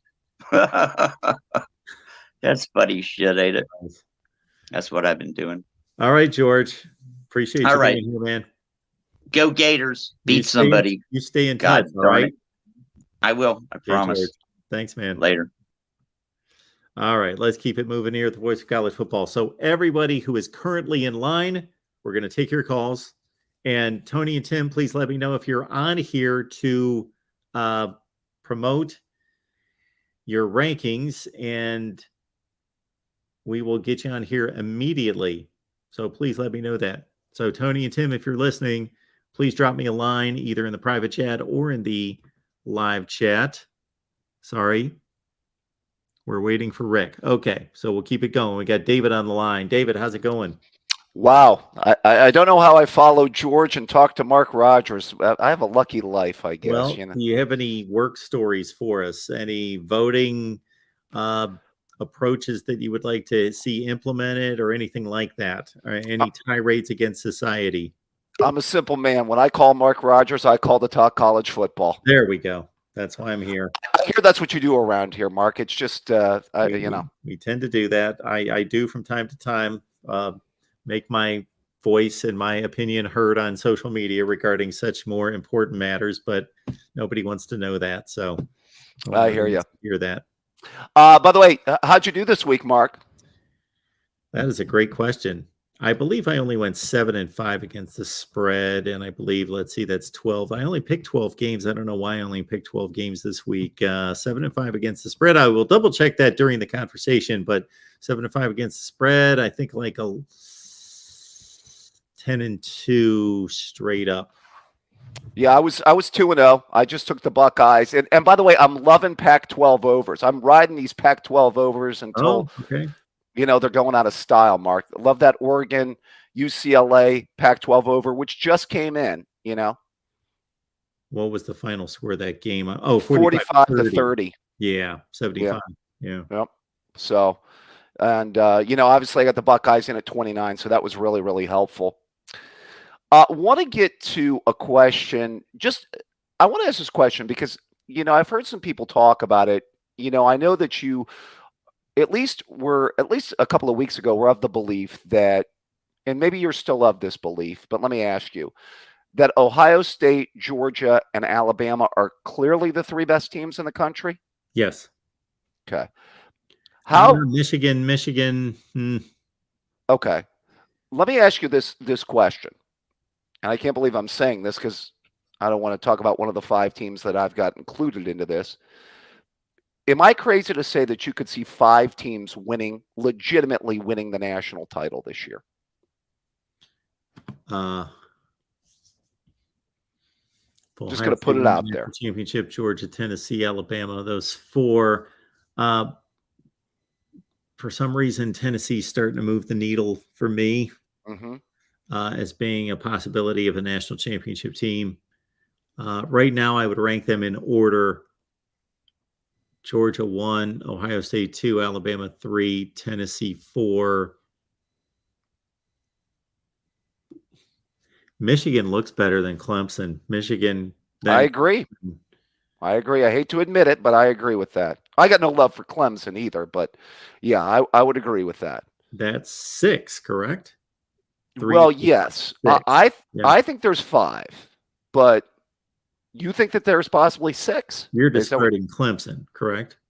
Yeah, I was going to get to that in a minute.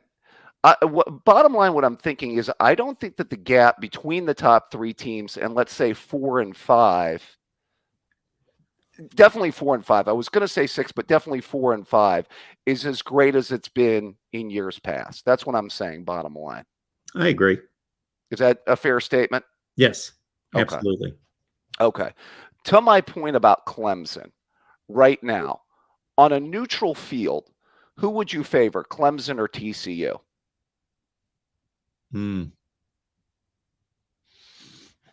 Wow. I would favor Clemson. What would be your line if Not you had to very call much. it? Oh, not much 3, at all. 4? 3. Yeah. Okay. Yeah. I would tend to favor TCU, but I agree with you. I think it's like a one possession or less type of game. Yeah. So are you of the belief right now? Let me ask you this as a resume question. 1 loss TCU, or no, I'm sorry, 1 loss Clemson or 1 loss USC? Who would have a more impressive resume at the end of the year? I debated this the other day. So Clemson is going to lose to whom? Let's say Clemson gets upset by Miami or South Carolina for some reason. Miami. Oh, Miami. Yeah, they do play Miami, don't they? Wow, that's a bad loss. Miami or South Carolina. And USC has already lost a game to Utah. Yeah, at Utah by 1 point. USC is going to win a Pac-12 championship game against, let's say, Oregon. Correct. They're going to beat UCLA. Right. They lost by 1 point on a 2-point conversion on the road at Utah versus Clemson losing against a bad Miami team, but also picking up wins against Notre Dame, South Carolina, and an ACC coastal champion, let's say North Carolina. Clemson's got a better schedule. So not by much, but they do. Yeah, but what if Oregon's wins are I mean USC's wins over a 1-loss Oregon, a 10-2 UCLA team, and let's say a 9-3 Oregon State team? Isn't that better than beating Syracuse, NC State, and Wake Forest? And Florida State and South Carolina and Notre Dame. Well, they will have both beaten Notre Dame. Yeah, no, come on. What's Notre Dame? Is Notre Dame going to be 6-6, Mark? Well, they should be in the equation. Okay. They're part of the equation. Yeah, but that's. I'm an Ohio State fan. And believe me, I'd like to have a quality win over Notre Dame. David, think about this. We're not talking about either one of them beating Ohio State or Michigan or Tennessee or somebody like that. Notre Dame's just as good. When you throw out NC State or Florida State or throw out UCLA, you don't think Notre Dame could beat UCLA? Oh, I think UCLA would beat Notre Dame by at least 10 points. Yeah, they could, but Notre Dame could beat UCLA as well. What I'm getting at is all those teams are they're in a sea of mess. So not to discount the Notre Dame game and then be counting games against NC State and UCLA and Arizona and all these other teams that these two teams that we're comparing. Yes, the Notre Dame game is very critical in that comparison. Well, obviously, I was trying to go with the high-end wins. The high-end. I think Notre Dame's just almost at the high end of those wins, though. Neither one of those teams have that. USC would have a game against Oregon. And again, once we drop it down to UCLA, well, the loss for in my scenario, if Clemson was upset by Miami, then USC's loss wouldn't be as bad as Clemson's loss either. So that could also be factored into the equation. It's been factored in before. You're yes, an Ohio State fan, I lived that dream in 2018, right? So that's why I brought up and I clarified USC's loss. 1 point loss, 2-point conversion on the road at Utah, difficult place to play. That probably becomes the deciding factor. Okay. That's an interesting one. Now let me throw out this. What do you think the chances of TCU going undefeated are? About 8%. Okay. 7.4%. All right. Low, but not like astronomically low. They've made it 7 weeks. They got 5 left with a conference championship game. So they've made it just over 50% of the way, but they've made it the easiest 50% of the way, mostly. Okay, so they've got what? They've got West Virginia, they've got Texas left, and they've got who else? Do they have Baylor left, I think? Yes. Okay, and then they would have, is that it before Big 12 championship game? Yeah, without looking it up, they've got 5 games left. Okay. So Texas, Baylor, West Virginia, Iowa State, maybe? Iowa State. Yeah. Somebody else they haven't played. I can't think of off the top of Texas Tech. Yeah, I think it is Texas Tech. Texas Tech, who's played pretty well this season. That's And then a championship game. Yeah, it's low. okay. But overall, They should have lost the last 2 weeks. yeah, they were fortunate to beat Oklahoma So you can look State. at that both ways. They should have Yeah. lost the last 2 weeks, but they made it past 2 major obstacles. Yeah, but I mean, there's other teams. Alabama's won some close games this year that they got somewhat fortunate to win. Texas A&M had the ball at the 3-yard line, and Quinn Ewers, busts up his shoulder, and they still almost lost that game at Texas. Right? Sure. So, okay, if TCU goes undefeated, would they get in over a 1-loss SEC team? A second, let's see the SEC team like Tennessee. So you're saying that TCU is undefeated and the Yes. SEC champion has 1 loss? No. Do you buy that they would, let's say, go in over an 11-1 Tennessee? Oh. They should. Would they? So Tennessee, it depends on how good these wins and losses look. It's going to come to, that's what it's going to come down to. It's going to be comparing, did Tennessee lose 34-10 to Georgia, or did they lose 34-31? Okay. If that's going to be what that's going to come down to, because if Tennessee's got an egregious loss against, even though it's a really good Georgia team, then they're going to get penalized for that, I would think, and get knocked out of the playoffs. But if Tennessee's sitting there having beaten Alabama, who's playing in the SEC championship game, and they lost to Georgia 30-28, they're going to the playoff. The one thing is the Big 12 does look like a lot better conference than a lot of people thought it was going to be this year. Yep. So, by the way, Mark, I'm in agreement with you. The chances of TCU running the table, I think, are really low. I think there's a loss in there too. But I would still say a 1-loss TCU that wins the Big 12 still is not a bad, wouldn't be a bad choice either. No, there have been worse resumes that have made the playoffs. Washington, 2016. There you go. Yeah, they, I think, also kind of got in by default that year too. No, Penn State could have been chosen that year. Well, you know what, though? I'll say that about you, Mark. You were consistent in 16 and 17 because you said that Penn State as a 2-loss conference champion should have gotten in 16. And you did say in 17 that Ohio State as a 2-loss conference champion should have gotten in. I did. I broke free from my Buckeye allegiance. People don't believe that all the time, but they should go back and pull up the archive. Well, I didn't like the way that 2016 Ohio State was playing going into that playoff. In any case, I had some misgivings about that team, like we've talked about in the past. So, I mean, Penn State had that bad loss to Pitt, which I think hurt them. Oh, sure. And, the same thing with Ohio State the next year. They had the bad loss at Iowa. So I actually think Ohio State probably had the better case in 18 over Oklahoma. I think that was close to razor thin, or it had to be.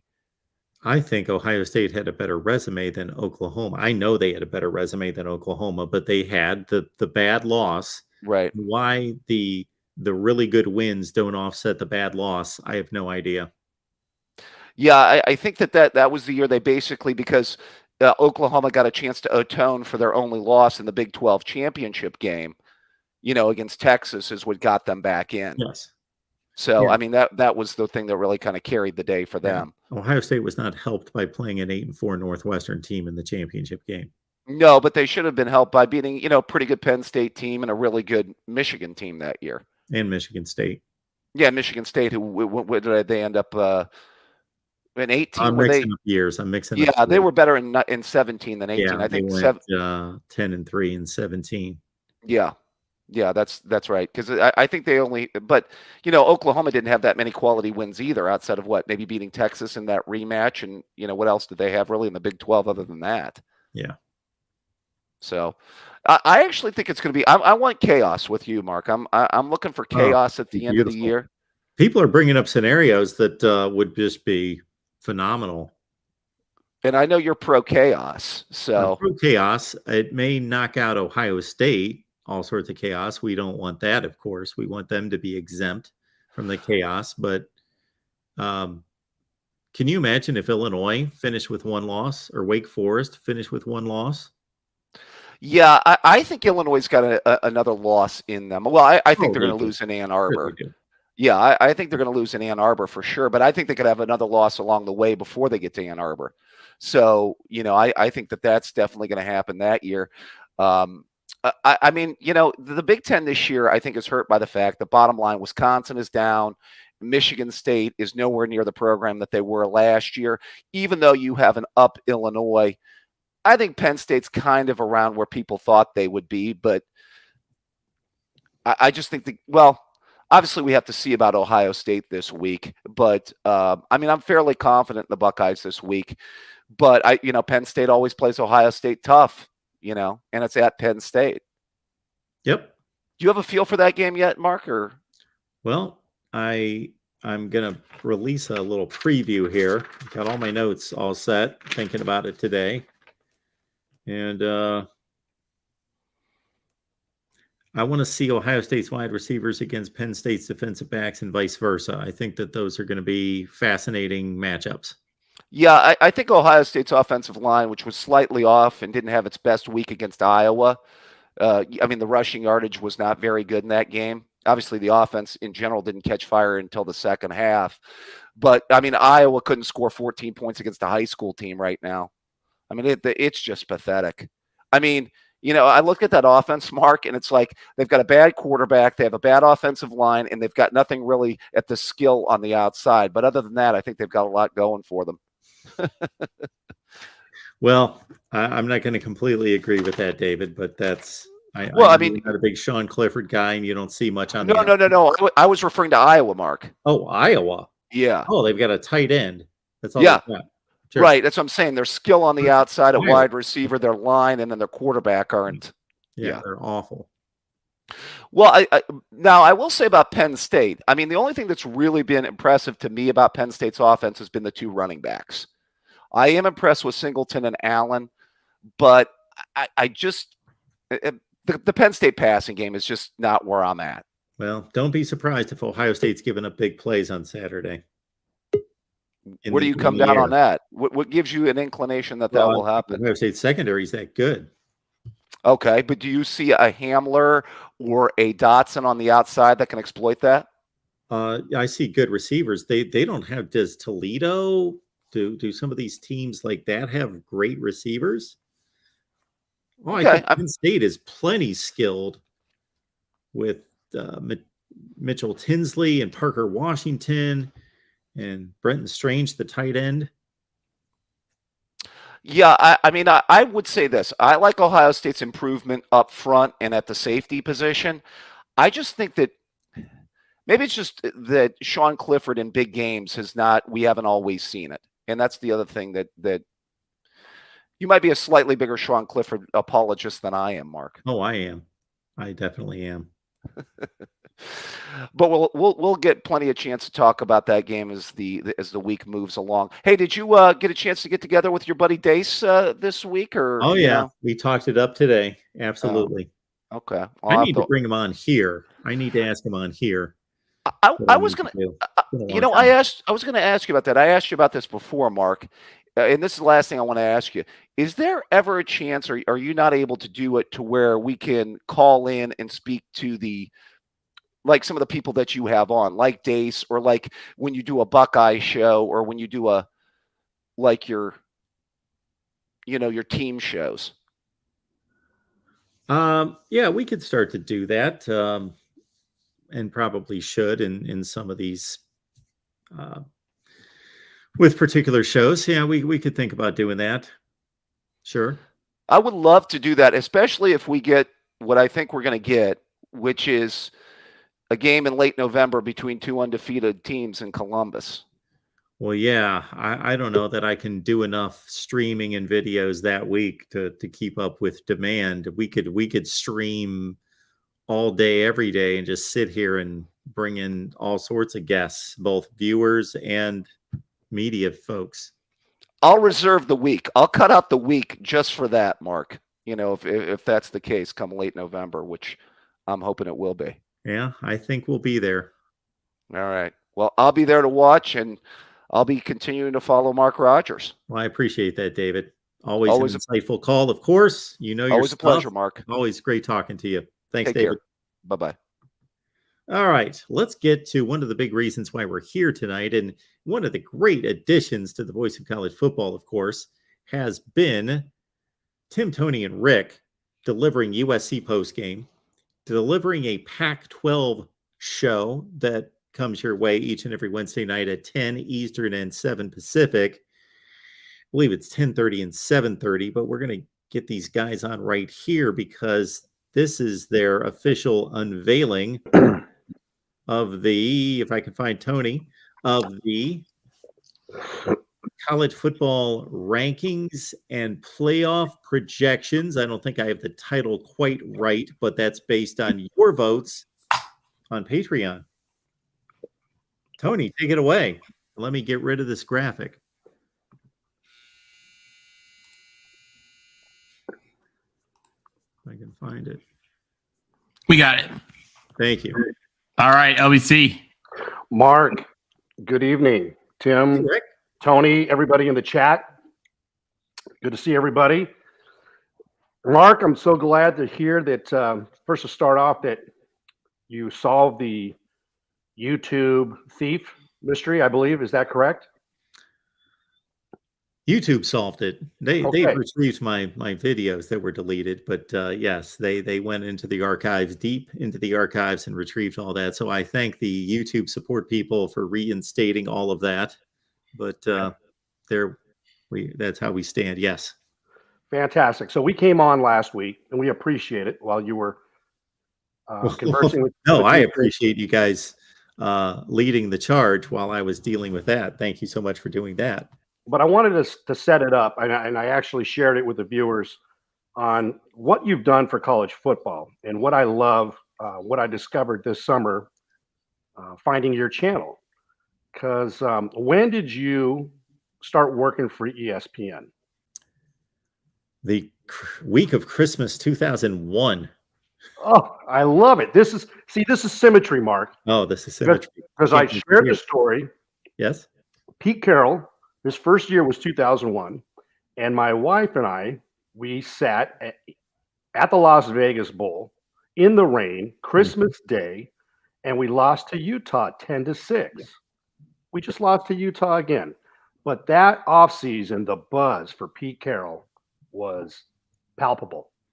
And, the rest of the country kind of mocked us, and, in 2002, and, oh, it's USC, and yada, yada, yada. But I found the ESPN college football message board. And at that time, that was how we conversed.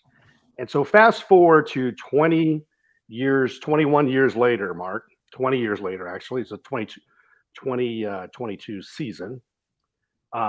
You've got your channel, and this is a college football community. And then I found Patreon, and I bumped into Tony and Tim on the chat, and I signed up for Patreon. And you had some of your videos kind of with the 12-team playoff. This is what it would have looked like last year. So I kind of came up with this idea, and I shared it with the guys on Patreon. What if we did something, guys, and because they announced the 12-team playoff, let's go ahead and track it this year. And so that's what we did. And we have a number of guys from different conferences, every Power 5 conference, and Will from Notre Dame. And so this is what we're bringing to you. This is the fourth iteration, and we call it the 5P, the 12P5, because it's the PAC Patreon Playoff Prediction Poll. Such a snazzy name, Sweet. And so Tony is awesome because he's got his playoffs prediction spreadsheet he sends out every Sunday. We get him back into him. He tabulates everything, and he's got the graphics. So, hey, without further ado, let's rock and roll, and let's break out the 4th iteration. And it'll be interesting next week when ours comes out to see how it compares to the first release of this year's college football playoff. Tony, let it rip. All right, guys. So this is from your votes from the community. We sent ballots to everybody who wanted them from the Patreon community. They all came back in, and then of the ones that came back in, we put them all into a tabulator and came out with how you guys think the playoffs, were they expanded today, would look. And without further ado, let's take a peek. So, guys, no surprise, our number 1 seed, the Georgia Bulldogs. So the top 4 conference champions is what people believe, which 4 conference champions they believe are going to be the highest rated 4 conference champions. So everybody believes that Georgia is going to win the SEC. If it happens, we don't know, but that's what we think as of today. And then everybody put for their number 2 was Ohio State. So the idea here would be that Georgia would probably be hosting with getting a bye week to host the winner of 8 and 9 in the Sugar Bowl, and Ohio State would probably be hosting the Rose Bowl against players to be named later. Now coming in next actually was Tennessee, but because people did not predict them to win the conference, they are not a conference champion. Therefore, they don't get a bye.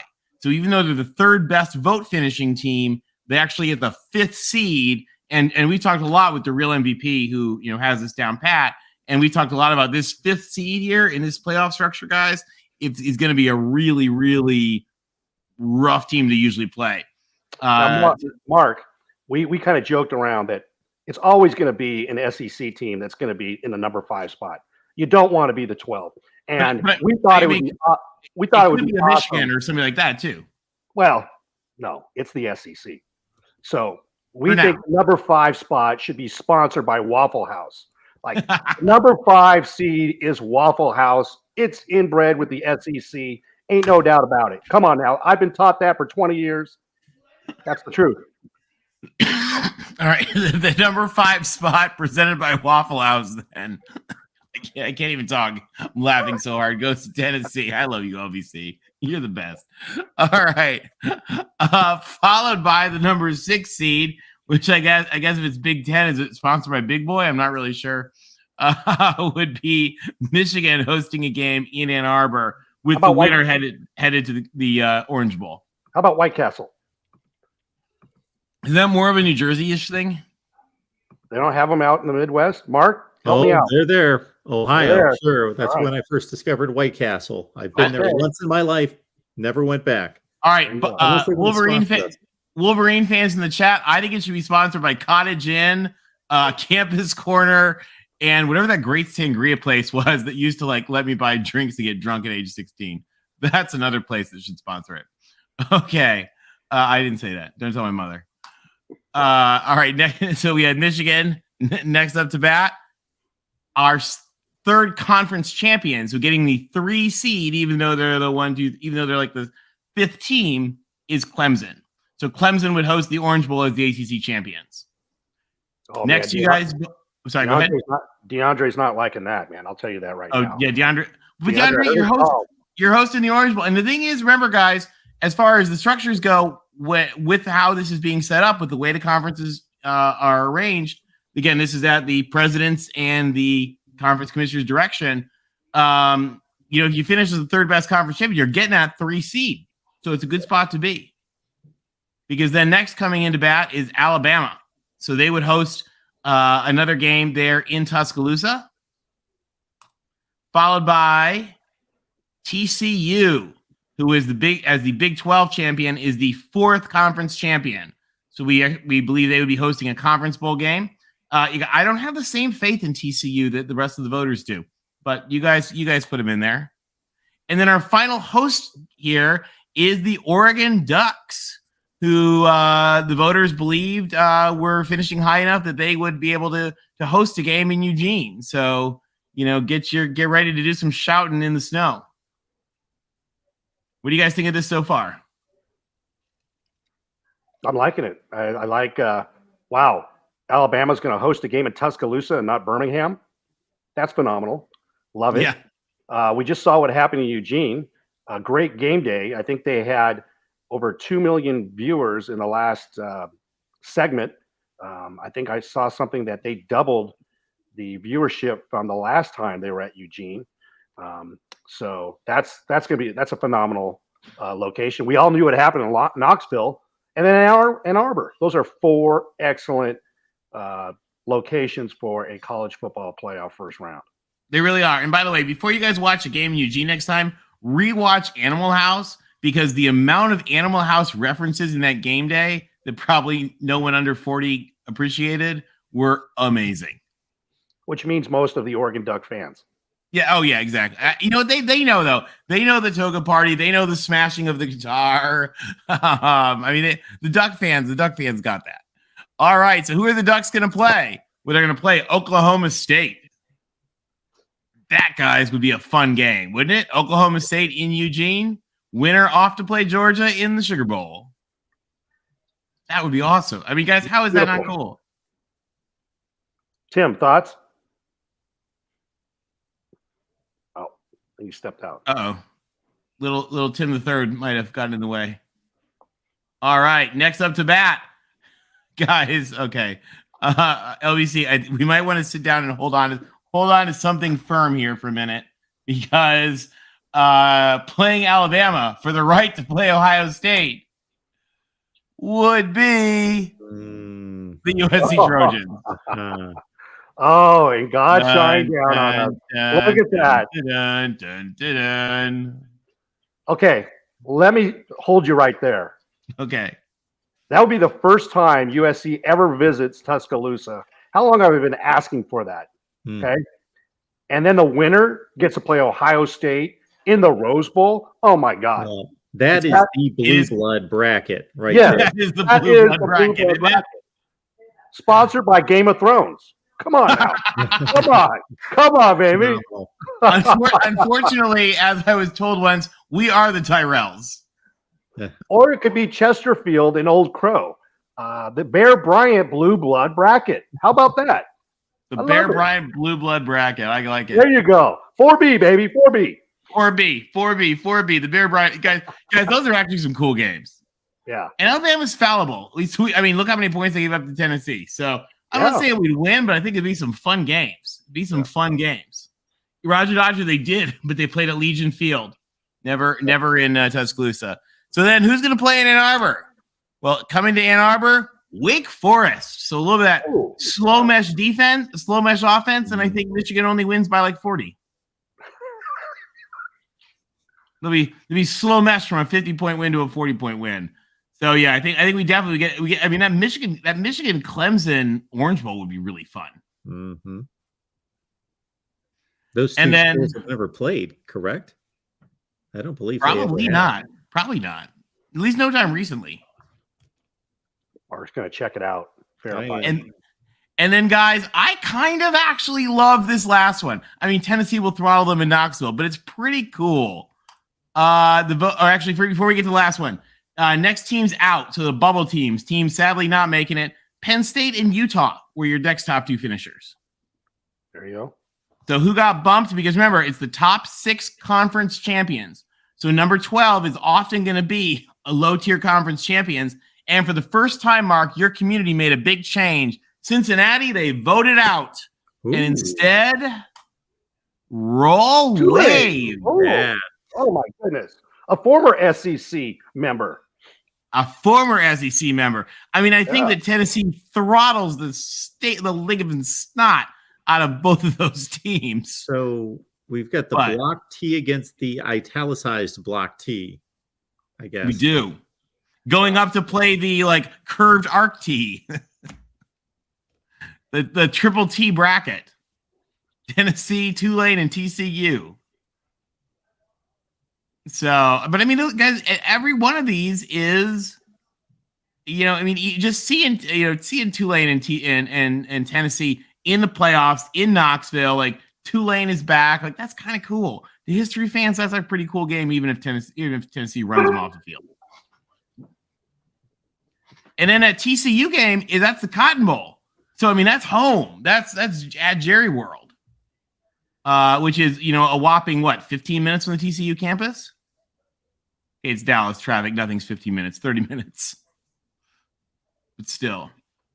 So Mark, that is who your community put in as their 12P5 playoff teams. That is very cool. Now, I know that one of the great exercises that happens once the NCAA men's basketball tournament brackets are released is comparing the regions to see, okay, that's a really strong region. That's a really weak region. That lower left in Knoxville, that looks like absolute weak.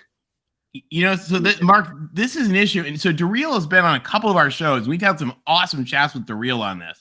Because Darrell and I are totally in agreement that it's going to be like that. That lower left bracket is going to be brutal because it inherently has a couple of huge disadvantages. One, that number 5 seed is often going to be a like number 1, number 2, number 3, number 4 team that's just not a conference champion. So whether it's we're going to stereotype it and call it often the SEC or potentially Big Ten, probably, but that's going to be a mega power team that's just not the conference champion. And they're going to be playing the number 6 conference champion, which is almost always going to be, I mean, especially by the way, guys, as much as we celebrate the AAC now, the AAC is taking a step back when they lose a lot of these great teams to the Big 12, and the Big 12, the powers of the G5 are going to be in the Big 12.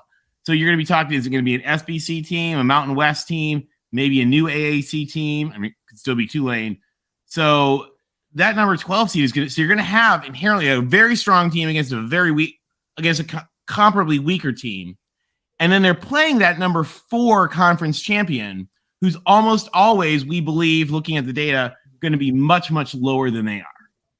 So it almost benefits you to lose the SEC championship game, because then you drop into the Waffle House number 5 seed, and you pick off a 12 seed, and you get the lowest rated conference champion. That gets a bye. The 4 seed. So it almost behooves you to lose the SEC championship game. Now that we're talking about it, to be maybe to be like a Tennessee. And maybe, not make it to the SEC championship game. There you go. To be 11-1 and not make it to the SEC championship game behind an undefeated Georgia. And that, by the way, could also be the same thing of a 11-1 Ohio State or Michigan that didn't make it to a Big Ten championship game. So that could really be, but whoever that is, I think is going to be a power, and it's sort of a weakness of the bracket. Mark, what are your thoughts? Darrell's the one. Darrell is the evangelist on this. He and I are totally in agreement on that. Mark, what are your thoughts? About the bracket itself, again, I just think that lower left bracket is so weak compared to the others. We get a potential Georgia-Oregon rematch, which would be fun. I agree with Tony that Oklahoma State-Oregon game in Autzen would be a whole lot of fun. Of course, the Blue Bloods are the ratings are going to be through the roof when you talk Alabama, USC, and then they turn around with the winner taking on Ohio State. My goodness. You kind of have the Nouveau Riche bracket up there, that 189 bracket. We've got that Blue Blood bracket, we got the Waffle House bracket, and then we got the Miami bracket. That Miami game again of Michigan versus Clemson, that would be fun too. I do think Wake Forest just gets run over like a truck in Ann Arbor. I did not vote them that high.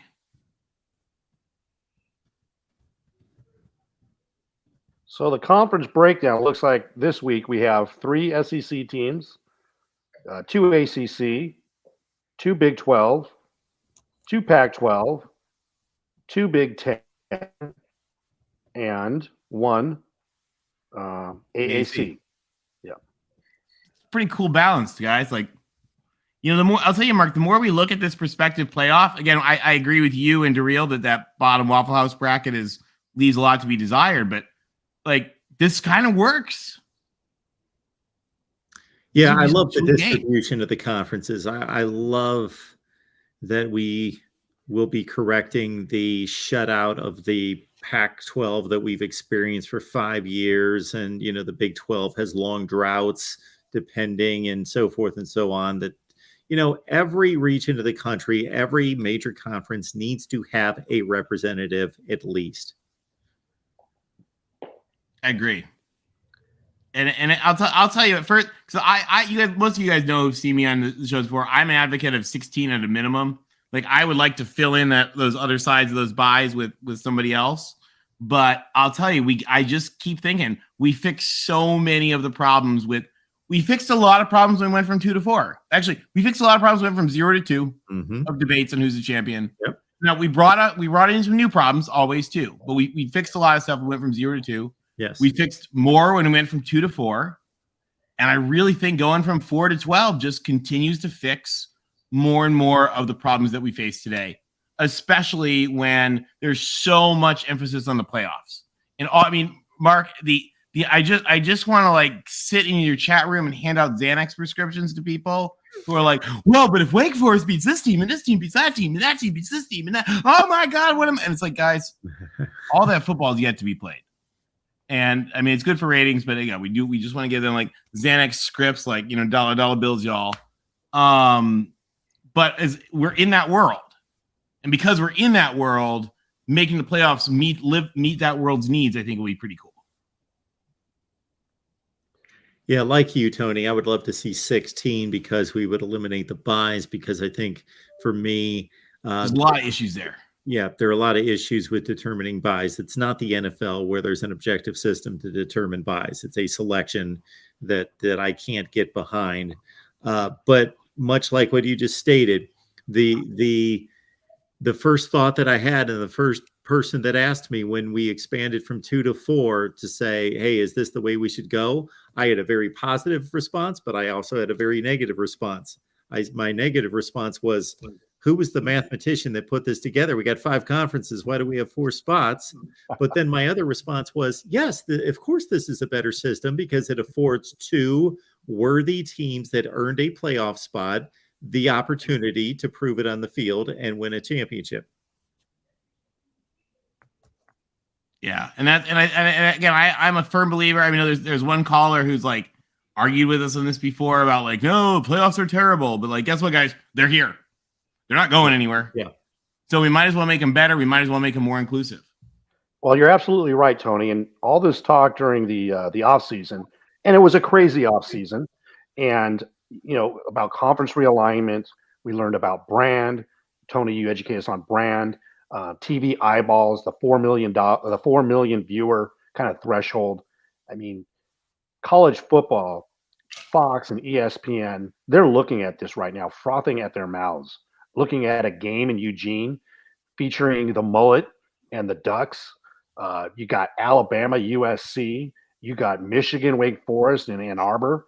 And you got Tulane traveling up to Knoxville. It's just going to be ridiculous. The TV ratings are going to be off the hook. And then you line it up for, the Sugar Bowl, Rose Bowl, Orange Bowl, and Cotton Bowl, and then the ultimate semis and finals. It's just a college football palooza like we've never seen. And you're incorporating the whole country.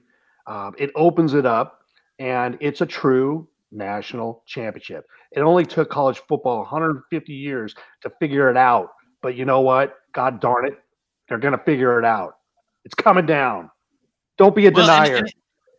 And the other thing is, what I kind of love, and Mark, we've talked about this, is the presidents figured it out. The presidents came in, like, you guys have also heard me be an advocate for, like, bosses, do your boss thing. We hear all this stuff. Well, nobody can tell Jimbo what to do. Really? The president of Texas A&M needs to come and tell him what to do.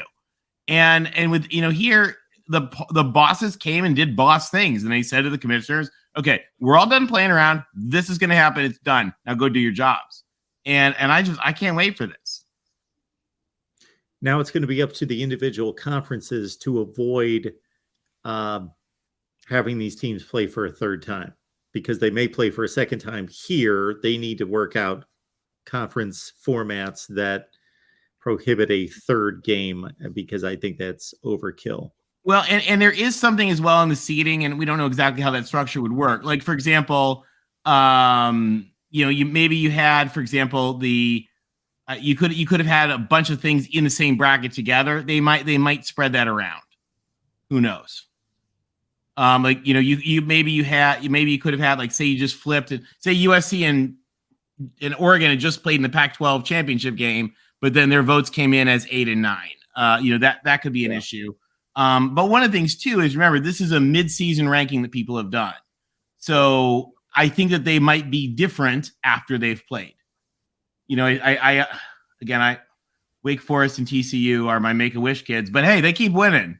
So I can't deny them that. They're getting they got 3 wishes from the genie. Because they keep winning. But some of that stuff may change.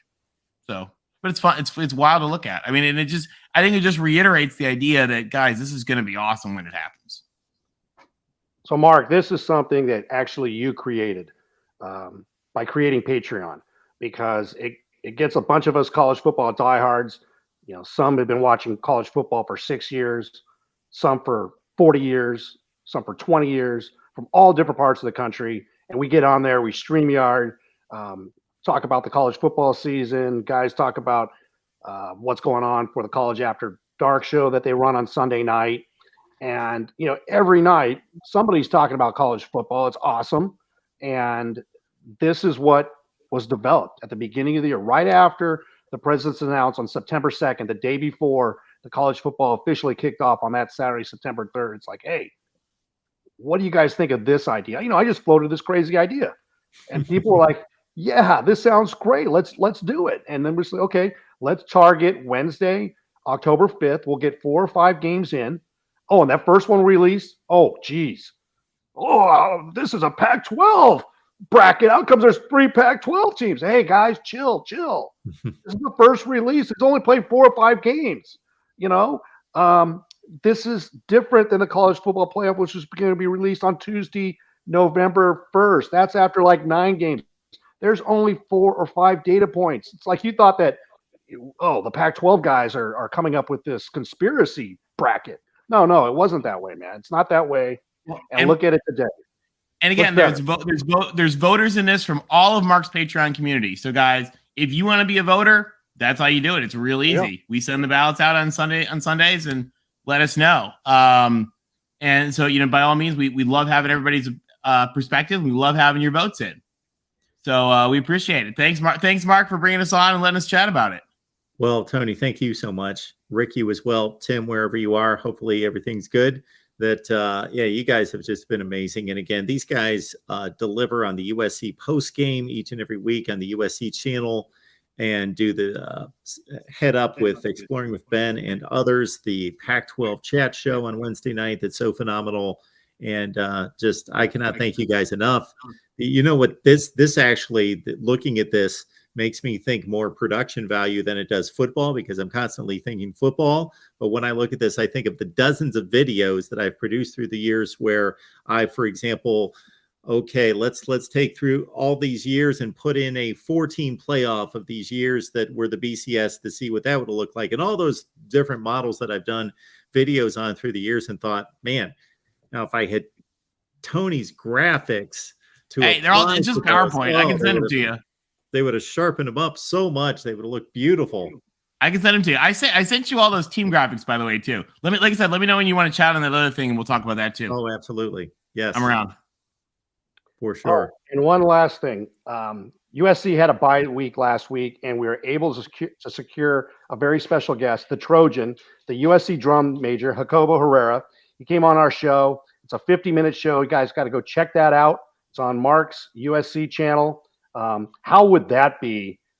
The Trojan marching band going to Tuscaloosa with Jacobo stabbing the field in Tuscaloosa, claiming Trojan supremacy, going for it. That's college football. Getting to see the Trojan at Bryant Denny Stadium. So Rick led an amazing chat with Jacobo Herrera, who's the Trojan you see in that picture right there. It's on Mark's Patreon channel. I think something like 9,000 of you guys have watched it already. So it's really cool. A lot of people liked it. But it's a really, really fascinating interview with a really, really neat kid. It's one of those things like you watch that and you're never going to hate the USC band anymore. So definitely take a peek at that, guys. Hey, Mark, thank you so much. Thanks, Love Mark. college football. Appreciate the opportunity to come on and do fun stuff like this. And if you want to join Patreon, hey, pay the $5. It's a great time. Right on. Thanks, guys. We appreciate it. Thank you so much for all that you do. This is phenomenal. And I've actually just taken the link that Tony and Rick are referring to with the USC Trojan and dropped that link in the chat. So it's right there for everyone to take part in right there at the Voice of College Football. So once again, it was Tony, Tim, Rick, and others taking part in that show. So I dropped the link in the chat. All right. Plenty of folks to get to here at the Voice of College Football. We will finish up with the rest of our calls. So let's get to everyone right here, starting with J-Dub. Whomever's on the line, we will get to your call. Please, nobody else call in. We're going to wrap it up with the callers that we have on the line, which is about 5 calls. So here we go. J-Dub, what's going on? The idea of the Song Girls and the Trojans and the Trojan Marching Band in BDS was their version of Tusk and the $1 Million Band's version of Tusk competing with each other in the pregame. The spectacle would be amazing. What a scene that would be, USC at BDS. I love the effort and the energy and all the thought and all the time that went into everything they did. And of course, I am the dark side of the force. I'm the ogre. I'm the Grinch. I see this and I think, welcome to the NFL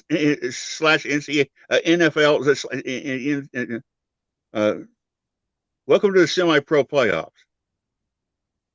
I'm reminded of my brother's 9 and 10-year-old baseball team 2 years ago in Rhode Island that created a little local controversy because they finished 5th in a 6-team league and refused to accept participation ribbons.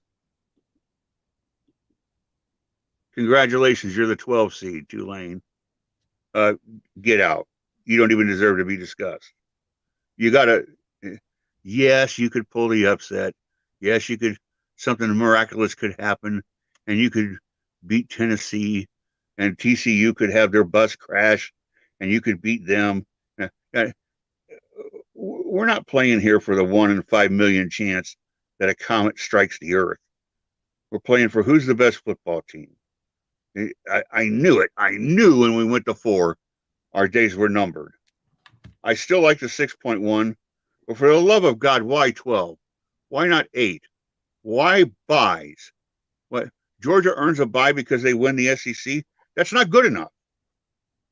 The value of the bye is so enormous, so huge. Just, I know, and here comes the whole chat to attack me, but that's okay. I'm sticking by my guns.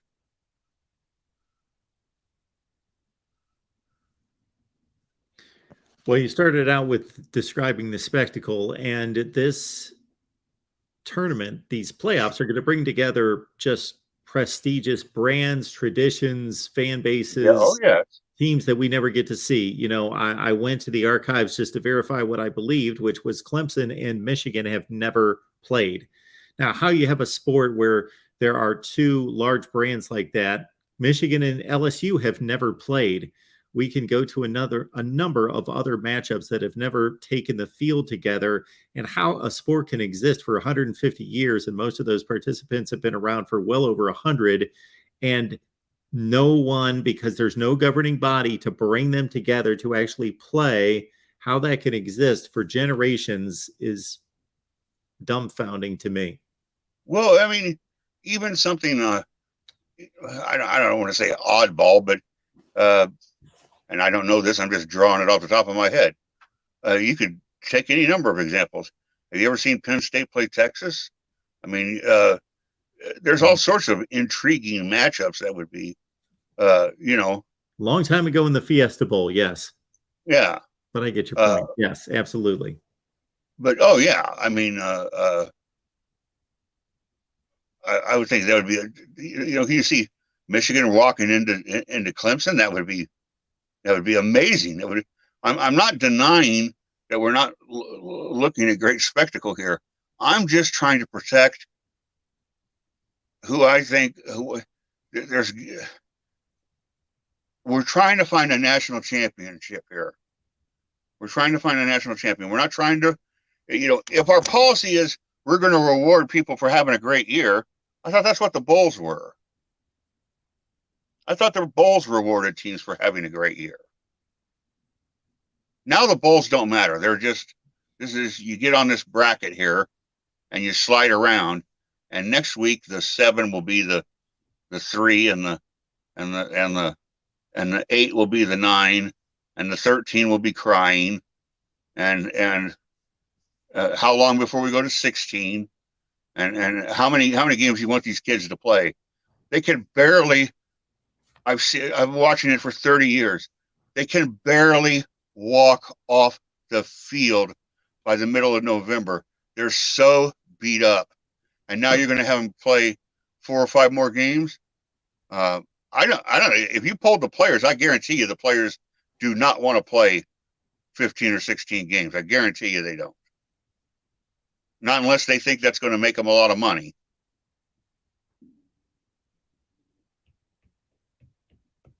Yeah, you make a great point, and I made that from the outset of all this. Is I thought about the video game aspect of it, like these aren't humans. We're just dealing in fairyland, and let's put together, an entertainment product that we all are going to enjoy because we get all these great football teams together and we want to see them play. Okay, that's all well and good, but that's the first level. Then you got to apply that to the real world. And the real world currently is that these kids are thinking about NFL futures and they're thinking about preserving their careers. So they want to provide game tape, but not too much because they're factoring in the injury factor and they're already opting out of bowl games. So as things have stood right now, they all respect the playoff to the extent that they play in the playoff. That's a maximum of 2 games, but we're starting to look at more than that. And there is going to come a point at which exactly what you're depicting, that a player is going to be like, I know I'm a top 25 player in the NFL draft already.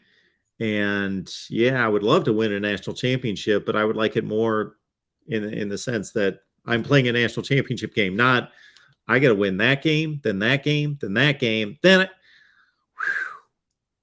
and those are going to be the most intense games of the year. That's not just 4 additional games. That's 4 additional games against Oklahoma State, Oregon, LSU, right, and Ohio State. These are 4 serious, intense games.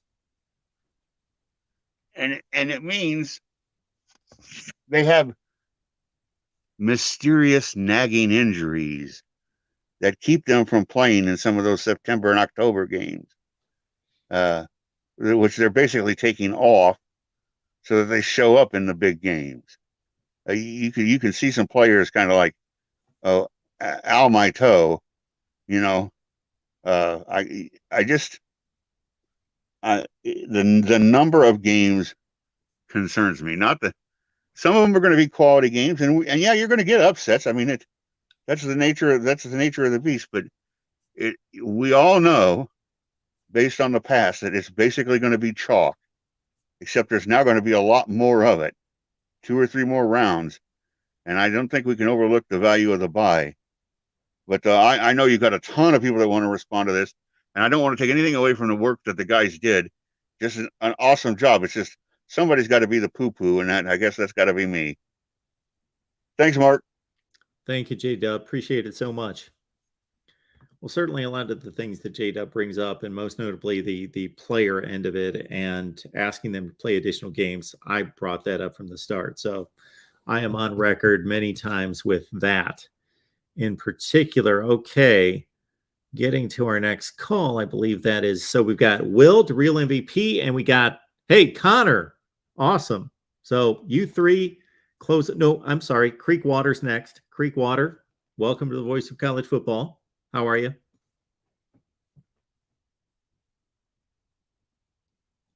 Hello, Creekwater. Going once, going twice. Creekwater, are you with us? Well, unfortunately, they are not. Therefore, we're going to go to our final three, which again, we've got Will on the line. Will, how you doing? I'm doing good, Mark. Man, Creekwater was complaining the whole time. Like, how long am I gonna have to wait for a call? And the man doesn't even show up. Disappointing. Yeah, it is disappointing. He's right there. Maybe I'll try him after your call. Mark, honestly, I like the playoff, but I hate the buys. The buys are really the one thing that, I mean, Yeah, I guess it they don't rewards like the best teams, but I don't No, know. it doesn't. Well, it does, because we can all figure out who the best teams are. So yes, it does reward the best teams, but my problem in it is that it's not an objective way, systematic way to determine the buys, like the NFL. People sometimes hate for me to bring up the NFL, but the NFL has a reason to present buys and to deliver buys, and those buys were earned. They were clearly earned in a systematic way. This is just a committee saying, these are the four best teams, the four best champions. They get the buys. Mm-hmm. Mark, what objectively, like, who do you think has the better chance to win out? TCU or TCU, Wake Forest, or Oregon? Who do you think has the best chance to win out? TCU's got Texas. They've got Baylor, Texas Tech, and a championship game against somebody, I would guess, in Oklahoma State, whom they've already beaten. Wake has a backloaded schedule, so they've got a lot of NC State left. Forget who else we looked at. North Carolina. They wouldn't have to play a conference championship game. And then we've got Oregon, with Oregon State, a conference championship game, and that's about it. Oregon's the best team. I'm gonna say I'm gonna go Oregon 1, TCU 2, and Wake 3. Yeah, I don't know. It would be great if one of those teams could make the playoff, but I think for that to happen, we're going to have Georgia beat Tennessee. Well, I don't know. I just feel like either Georgia or Tennessee, I just feel like they're both going to get in. Because I feel like one of them will beat the other, and then the other will win the SEC championship. And then, I don't know. I just can't see a situation where we don't have two SEC teams in the playoff this year. You know, think about the situation Syracuse and Wake are both in. So they're in a horrible situation where they can't get to the ACC championship game. But the winner of the AC, if the committee's strictly going by resume and not looking at conference championships, going to the ACC championship game and beating North Carolina or Duke isn't that much of a resume builder. So Syracuse and Wake Forest, if Clemson goes on to be an undefeated team, they both took Clemson to the hilt. And if that's their one loss, if Wake Forest one loss is losing in double overtime to Clemson, they have a pretty good argument. Yeah. I don't know. So I think the 3 spots are already going to be I don't know. I think the 4 are going to be Clemson, whoever wins the Michigan and Ohio State game, and then Tennessee and Georgia. Do you think that's if those teams all win the games they're supposed to? Do you think that's it for sure, or do you think there's any chance? Well, I guess if TCU wins out, maybe they could get in, but I don't know who they would get over. Maybe whoever loses the Tennessee or Georgia game, but I just can't see the committee doing that, putting TCU over. Even though it'll make everyone, including both of us, mad. Yeah, if they're an undefeated champion, they have to be in the playoff.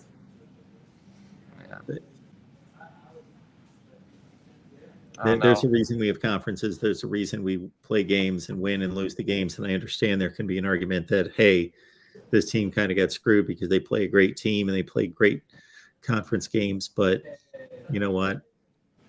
What do you tell TCU? What else were they supposed to do? And they play in a league that doesn't have any garbage, easy wins.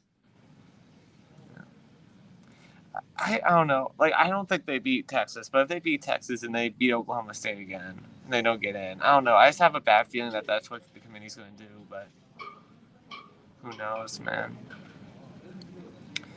Well, anyways, Mark, that's really all I wanted. I was just like all in playoff mode during that bracket. Who do you like? Can we fill out that bracket now, Mark? Who do you think's going to win? Who's going to win the bracket we just saw? Yeah, each game. Michigan's going to beat Wake Forest, and Alabama's going to beat USC, and Oregon, Oklahoma State's going to be the best game. Although USC and Alabama obviously has a certain cachet that can't be equaled.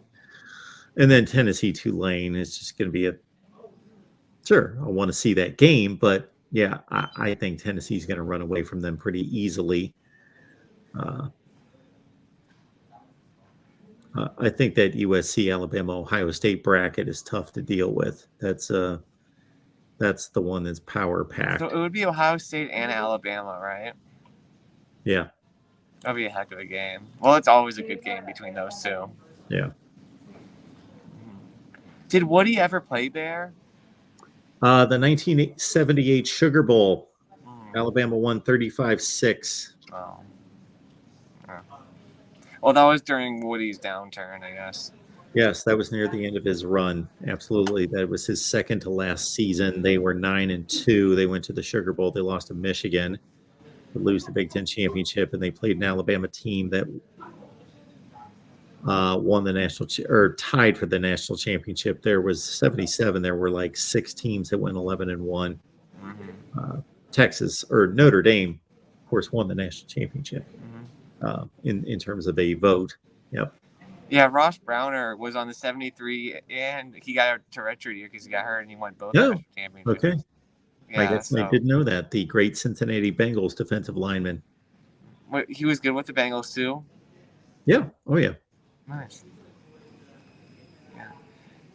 It would be fun. I don't know. It would be fun to see a USC Alabama home and home too. Oh, yeah, it would. Sure.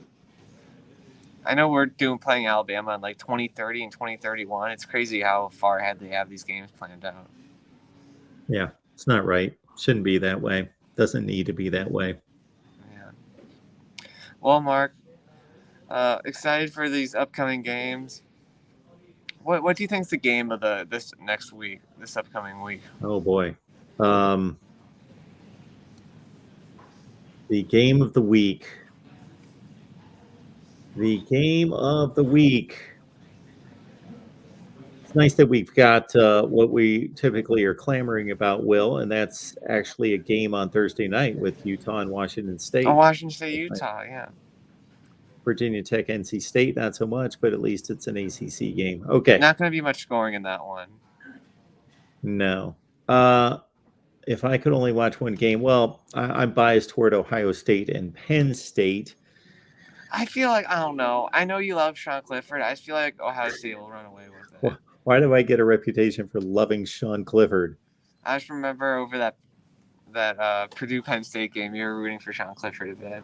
I tend to stick up for guys that I think get beat down too much.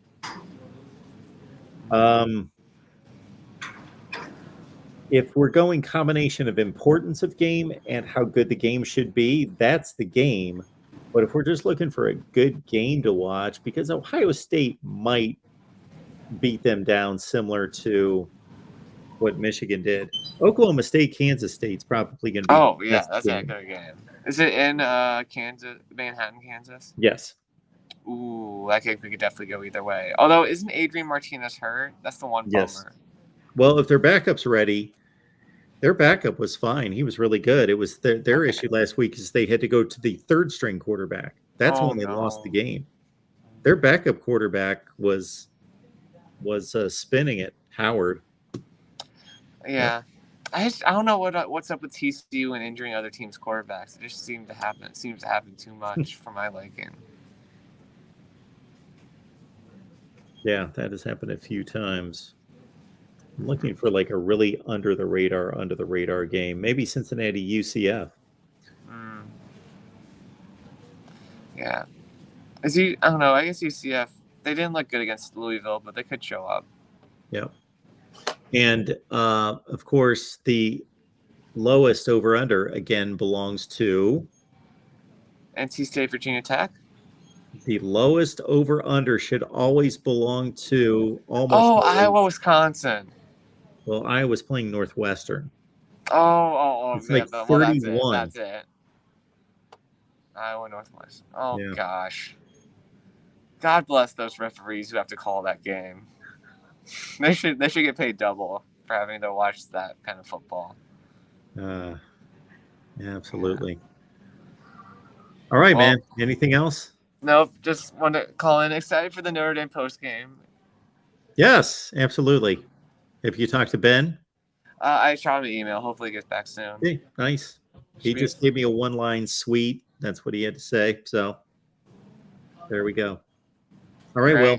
Thanks a lot. We'll see you. See you, Mark. Our man Will on the line. Erica, we so much appreciate you being here and encouraging everyone to hit the like button. Thank you so much for doing that. We appreciate that. And we will go to our next call. We've got, again, we'll give Creekwater another shot. Creekwater, are you there? Hello, Creekwater. Going once, going twice, going. Okay. Final three of the night. We go to Real MVP. What's going on, Mark, man? how are you doing this evening? I am doing well this evening. How are you? I'm doing good. I want to react a bit to the Patreon playoff selection or projection. Yes. I believe the goal of the 12-team playoffs is representation, from what I've heard. That is the main goal is for the best teams to play and for the winner to have earned a national championship.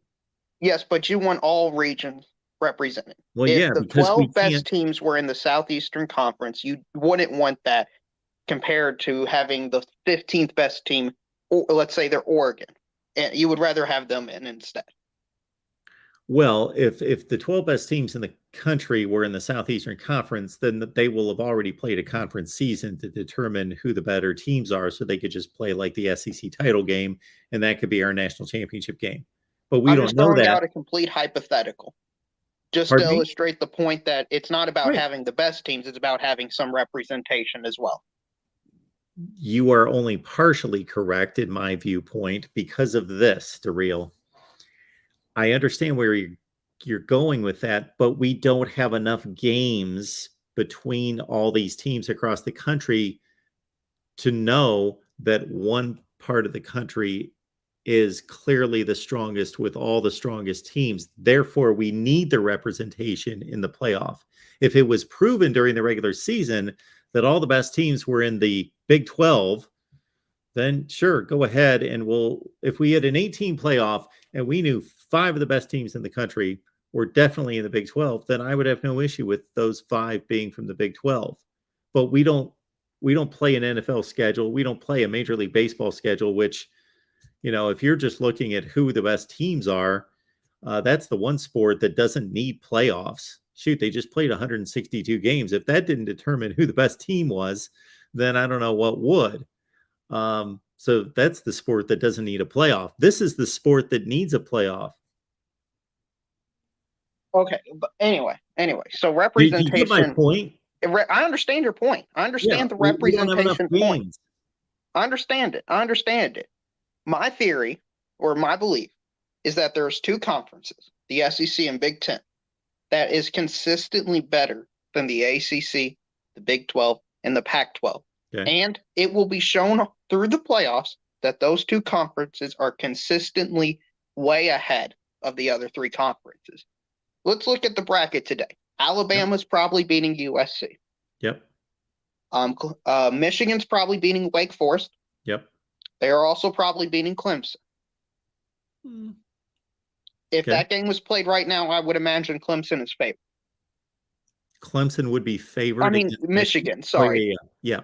Yep. Tennessee would beat Tulane. I would assume nobody has an issue Absolutely. with that. Yeah.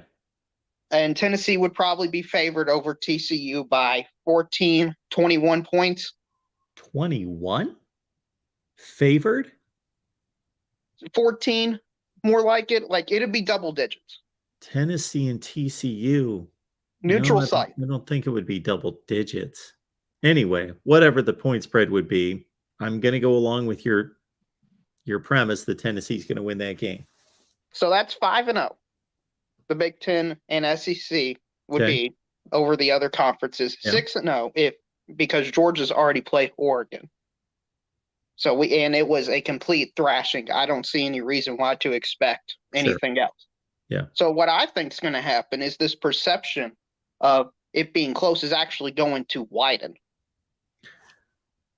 I know you've made this argument before, and I'm going to push back on one point just to open your mind up to a possibility here.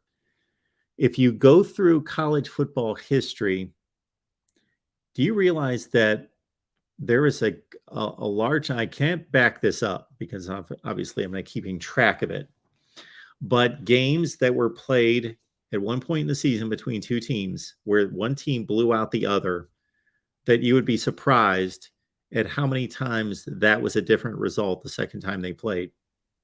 Oh, I understand that, but that goes into something I don't want. I want all regular season games to matter. And in my opinion, if Georgia destroyed Oregon and they played in the quarterfinals, the first week of the season loses so much value because you got the same two teams playing, ended up in the exact same spot. It doesn't matter as much because now Oregon's all but essentially eliminated from the playoffs, in my view. Well, should a team, and not to make their case special, but should a team that was just assembled with a new coaching staff and a new head coach could have a remarkable season after the first week and not have a chance at the playoff because of a game that was played on September 3rd? Yes. That's what, in my opinion, makes college football great. But they can enjoy the Rose Bowl. But Georgia, or fill in the blank, another team probably from the SEC losing a game's not going to eliminate them. Because the SEC, well, for this year, I'm using this year as an example. The SEC has had so many out-of-conference wins that they've established themselves as better than every other conference. 7-4. They're 7-4 against the rest of the conferences. Yeah, but those wins have been against pretty good. Some of those wins have been against pretty good teams. Oregon, Utah. So those aren't cupcakes they're beating. Okay, I understand that. They beat two teams in the Pac-12. I don't think that's such a resounding. I still think we are influenced by knowing that the SEC is the best. The SEC's won these championships. The SEC has NFL draft picks. The SEC fills up 11 or 12 of the top 25 recruited teams in the country. All that clouds our thinking to skew this in what should be more of a objective process. So what if instead of having the 12-team playoffs, you fix non-conference scheduling? Yes. Okay. That way you have maybe instead of it being 1, 2, 3, you would have 4 play 3 because it can't be all 1, 2, 3. You're going to have some variety in there. Or maybe it could be 1, 2, 3. I'm not really sure. What do you mean 1, 2, 3? The best SEC teams play the best Big 12 team. The second best play the second best Pac-12 team. Just try to do it by standings. How do we know who those are? You take the end of last year's regular season standing. Why? Okay. What's that have to do with anything? Well, and then you project it forward, and then you make a schedule to determine it. Use some type of formula for non-conference scheduling. Well, yeah, I've got a formula, and I think it's a good formula, but it doesn't involve weighting down people's schedules. You're basically assuming who the best teams are, and you're forcing them to play each other. And And then what happens to, let's say we assume Ohio State, Michigan, and Penn State are the 3 best teams in the Big Ten.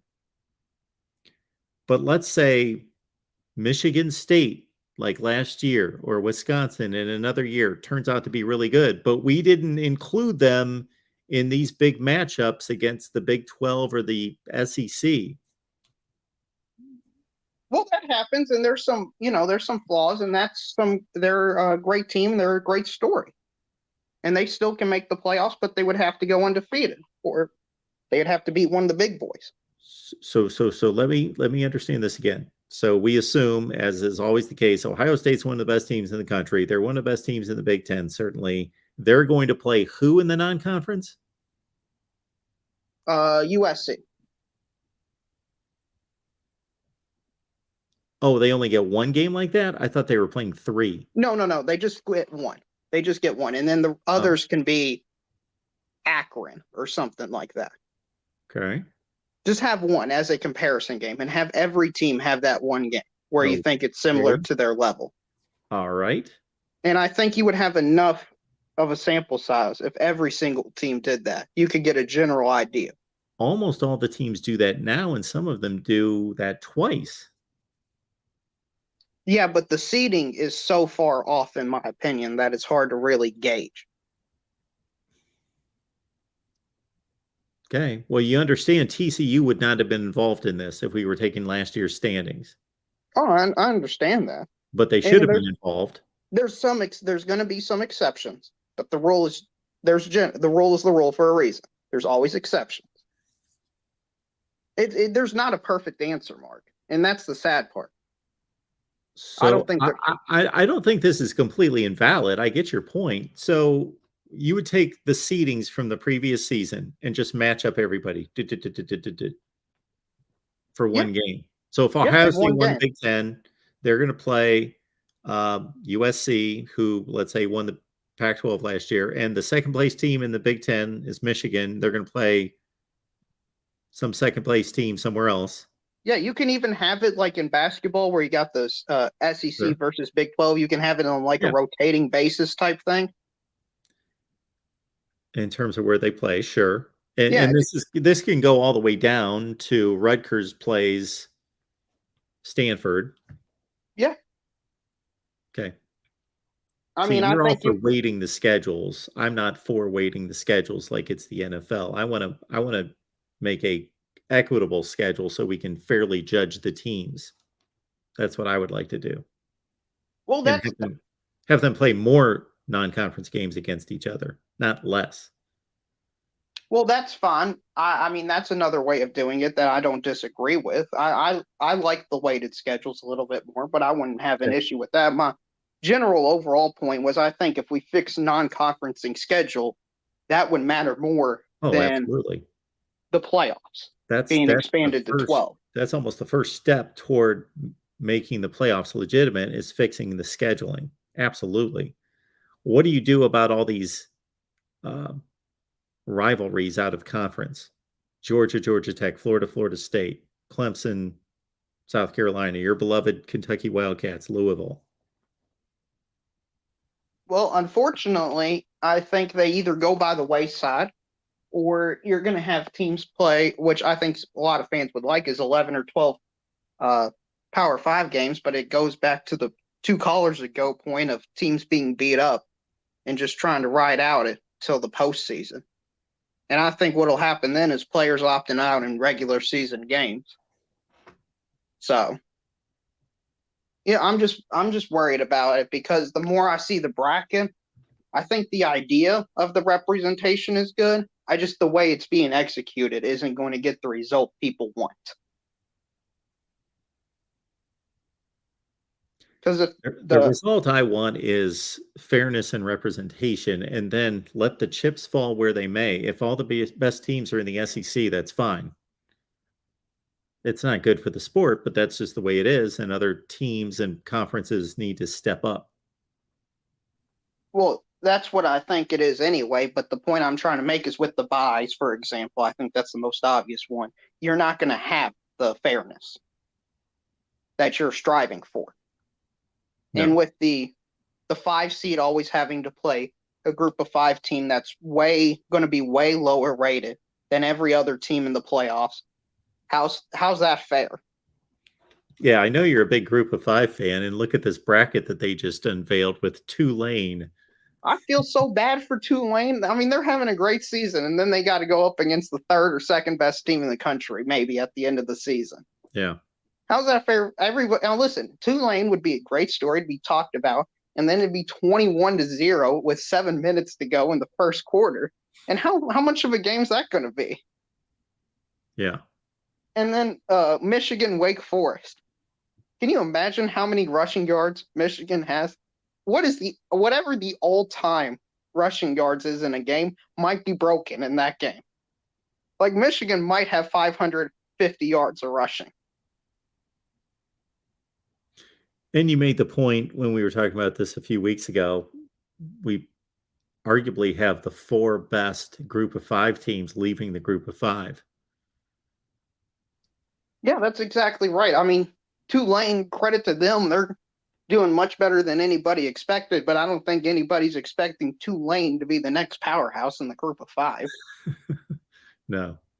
I mean, did you see? I thought it would be South Alabama would be it this year, but they lost to Troy. I mean, if you have these best group of 5 teams losing to teams like Troy, Yeah. imagine what they're going to do to Tennessee. Tennessee's going to do to them. Yeah, anyone who thinks that the group of 5 has a chance, and this is kind of a weekly argument I have when Chris calls and he tries to tout all these group of 5 teams that are so great, and I'm like, yeah, this is not in just the realm of reality. There's no question that there's such a gap between the two. It's not even close. Right, and then from what I've noticed, I'm not sure if it's just this year or from the bracket in general, but the 7-10 matchup is going to be really difficult, the winner of that game for the 2 seed. Yeah. So I actually think the 3 seed might have more of an advantage based on the quality of teams than the 2 seed. Because the 2 seed has had to face Alabama, USC. I mean, that's for the last 2 or 3 weeks, that's brutal. And I don't see if Ohio State, I don't see how you can beat Alabama and Michigan in back-to-back weeks. And if Alabama was the 2 seed, I would say the exact same thing. I don't see how it's possible for them to beat Ohio State and Michigan back-to-back weeks. Yeah. Because what I think the issue is these conference championships buys. Clemson, I don't think is equal as the 2nd best Big Ten team this year. And I don't think with Michigan getting their act together, they're going to be equal for a while. Because Michigan's been legit the last few years. Well, and to the point that we've made in our discussions in the past, this separation is only going to get greater when we got Texas, Oklahoma moving to the SEC, and the Big Ten adds USC and UCLA. So that takes away the best school in the Pac-12, and it takes away the 2 best in the Big 12 and adds them to the SEC and the Big 10. And if this continues, we know that the best schools are only going to be scarfed up more by the SEC and the Big 10 if they so choose to expand even more with Notre Dame and others. Yeah, Notre Dame, that would be a very interesting. We don't have a real case study for this year. But can you imagine Notre Dame Clemson as a 6-3 matchup? If that's what they're projected to be, I think most people preseason had Notre Dame in that 5-6 range. Yeah. Shouldn't a Notre Dame be playing Clemson in the ACC title game? Yes. And not a playoff game, a quarterfinal playoff game? Yes. Notre Dame has already ruined one playoff by being an independent and messing up with playing a horrible playoff game against Clemson in 2018 and knocking Ohio State out of the playoff, and they should have been in there. Yes. Right. And now if you expand the playoffs, their seeding is going to impact all the teams behind them as well. Because Clemson would absolutely, in my opinion, destroy Notre Dame most years. So that would hurt Notre Dame's resume. But because we don't know it, then they get placed ahead of Bama. They would get placed ahead of Oklahoma State generally, if you see what I'm saying. But those are a few concerns I have, Mark. I hope it works out. I hope the representation's great. I hope the 49-3 is great for everybody out there. You know, Mark, Kentucky's got to play this team called Tennessee this week. No shot Kentucky wins. No shot. Tennessee might have 10. Yeah, no shot. No shot. Yeah. Not with that bad Tennessee defense. Kentucky's offensive line might give up 10 sacks in the game. Yeah. Like, Alabama has an average line. Kentucky has a bad line. And Will Levis could have 500 yards.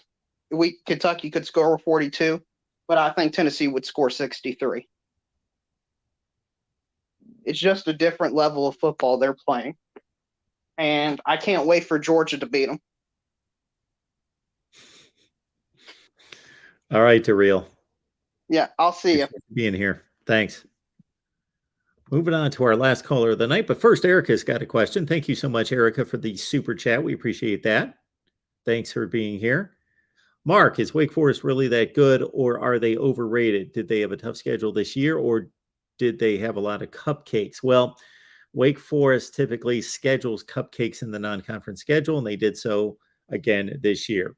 Wake Forest never schedules anyone, which would be corrected under my system of non-conference scheduling. Wake Forest never schedules anyone. Their big non-conference game was against Vandy, and then they played Army. But within the ACC, they took Clemson to double overtime. They beat a pretty good Florida State team. They still have to play NC State. So basically, Wake Forest has shown us twice that they're a pretty good football team by playing Clemson, 51-45 double overtime. And then, of course, the Florida State win. And they're destroying bad teams like Boston College. They're doing what a really good team does. Boston College, they beat them like 43-15 last week. As a side note, I was not watching the Wake Boston College game, but as I am DVRing everything possible, I was DVRing that game as well. And I caught right at the end of the game, I was just curious, Dave Clawson, the Wake coach, was being interviewed by the ACC Network reporter on the sideline reporter who asked, whose first question was after his team just beat Boston College 43-15. Coach, what do you think you need to shore up with your offense? And Dave Clawson said, he just kind of looked at her and was like, we just scored 43 points. He's like, yeah, we're going to keep practicing to get better. But, you know, what didn't you like? It was something phrased like, what didn't you like about your offense today? And he was like, well, we scored 43 points. You know, I'm pretty pleased with our game today. Anyway, some of these people get jobs and I don't really know the hiring process. All right. But Wake Forest is a good team. They're a good team. Are they playoff good? No, they are not even near playoff good. They are top 25 good.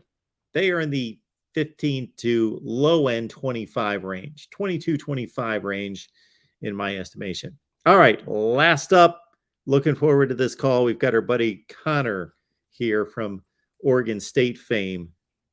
Hey, Mark. How's it going? Hey, Connor. How are you? Good. Thank you. I've been giving much respect to the Pac-12 this season. I don't know if you've noticed. Yeah. We're holding it down with the fifth best team, hoping to move up.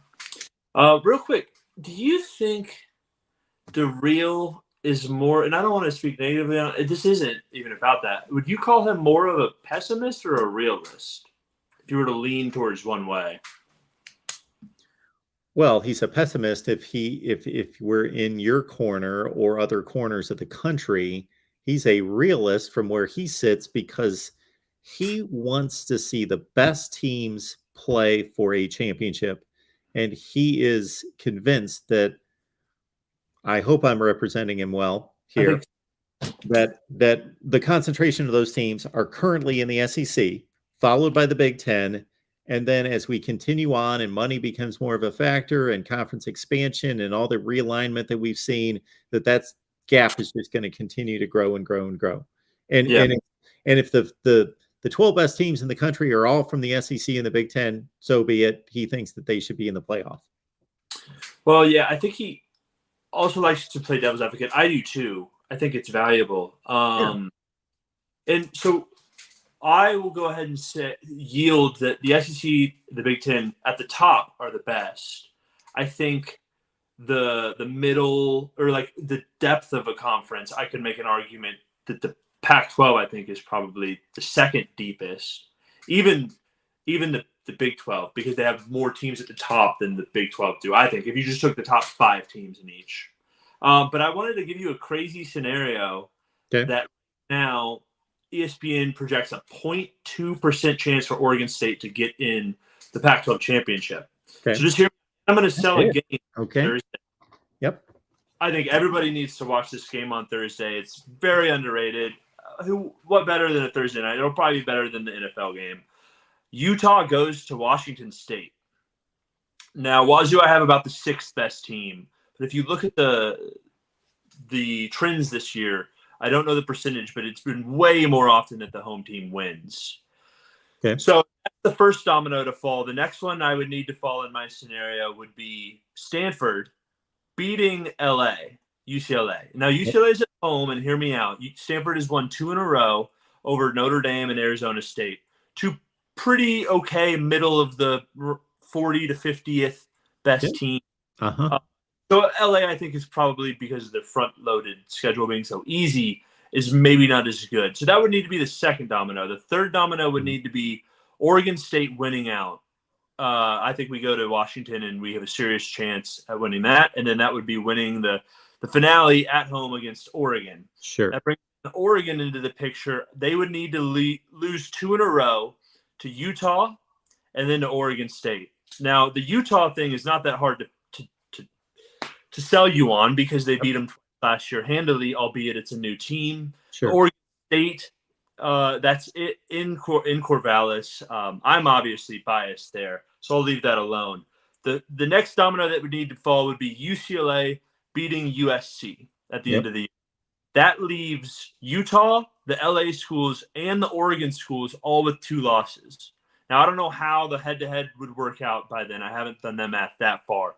But would you say the odds of that happening are around like – I mean, to me, 0.2% is like, should I put money on Oregon State making the Pac-12 championship? And I don't bet, but that's just kind of a fun idea. It's funny, Connor, that you laid out the scenario because guess what? On our USC show last night, I laid out the same scenario. Now, I didn't do it as eloquently as you did with all the game by game, but I just looked at it and said, well, there's no way. I think mine. So there's no way to have a 4-way tie for first place with 1 loss because they play each other. And Oregon's got 0 losses and 3 other teams have 1 loss. And of course, Oregon State has 2. But I said, can we get to 2 losses with everyone? And I kind of laid it out, but rather quickly like you did. I didn't try to pinpoint that UCLA needed to lose to Stanford. I just knew that they needed to lose a game somewhere before they beat USC. And I laid it all out in a similar fashion to you because I was wanting to create some crazy tie-breaking type scenarios. It's more likely than I think most people would off the bat. It's like, no way, all those. And so I think that leads into my argument of the Pac-12 being the second best conference, because if you take those 5 teams, our next top 2 are probably the Washington schools, and we saw what they did with the middle of the Big Ten. That would be the 6th and 7th team in the Pac-12, the 6th and 7th about in the Big Ten, and you could do that across conferences. And albeit it would. We don't need to get there. I actually have. I did this with. It was Pigs Compete because I called in too late, and you said you weren't taking any more the other night, and Pigs Compete just happened to be on. I posed the idea of a 16-team, 32-team playoff. So Sweet 16, Elite 8, Final Four, 4 rounds of playoffs. And I didn't have this part, but I guess you would have to have, like the Real's idea, maybe 1 non-con at the beginning of the year, pitting what you take last year's results, like the Real was trying to do, last year's results plus predictions and coaching changes, and that can be a committee. And then you have 9 conference games, and then you start the 32-team bracket. So you would have no buys. So 4 rounds. So that would add up to, if the teams that play that far would play a maximum of 15 games, which I don't think is too much to ask. And so I threw out a bunch of fun, just in my opinion, a bunch of like-minded games, and I thought of like about 15 or 16 of them. Do you want to do rapid fire? So these are teams that you think are very comparable. Yes, and maybe you don't trust my logic now, but after a few, you'll be like, okay, this is actually, I think, and Pigskin Pete, the guys on there seem to think that they were pretty good matchups too. Yeah, comparable. If they were to play tomorrow on a neutral field. Okay. So first off, Utah, Penn State. Neutral field, Penn State. Okay, Maryland, Syracuse. Syracuse. Okay, Texas, Clemson. Clemson. Okay, Oregon, Michigan. Ooh. Michigan, reluctantly. That's close. Okay. They're all close, obviously. Go ahead. Florida State, Washington. This was before the games last week, so this was not as good, but it's still kind of a fun matchup. Florida State. Okay. This is a rematch from last year. LSU, UCLA. LSU. Okay. This one's kind of random, but this touches on the group of 5, who I think the best 2 group of 5 programs are postured going forward in this new scenario. I think the ones that are built the best, App State, Boise State.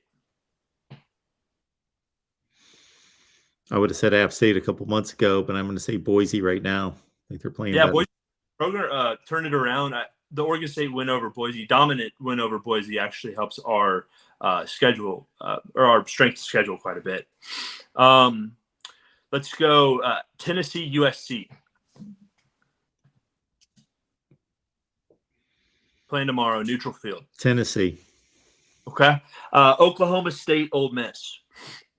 Oklahoma State. Kansas State, Texas A&M. Kansas State. Okay. TCU, UNC. I don't think TCU is as good as. No, TCU. Okay. That was the one that I added just now because I wanted 16. All right. This is one's for DeReal. Kentucky, Oregon State. Kentucky. I don't think I've picked the Pac-12 to win a game yet. You questioned Oregon, Michigan. Yes. But I think Utah, probably Penn State's a good one too.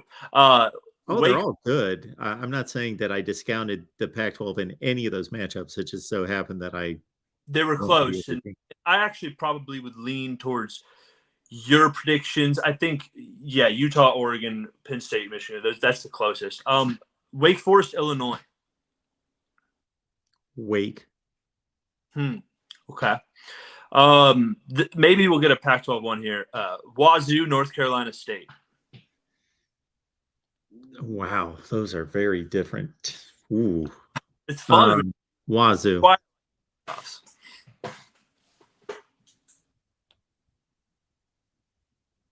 I'm sorry, Connor. Did you cut out? Did you have another game? Wazoo, North Carolina State. Did you answer me? Wazoo. Sorry. Yes. Okay. Wazoo. Go. All right. Ohio State, Bama. Tomorrow, neutral field. The best 2 quarterbacks.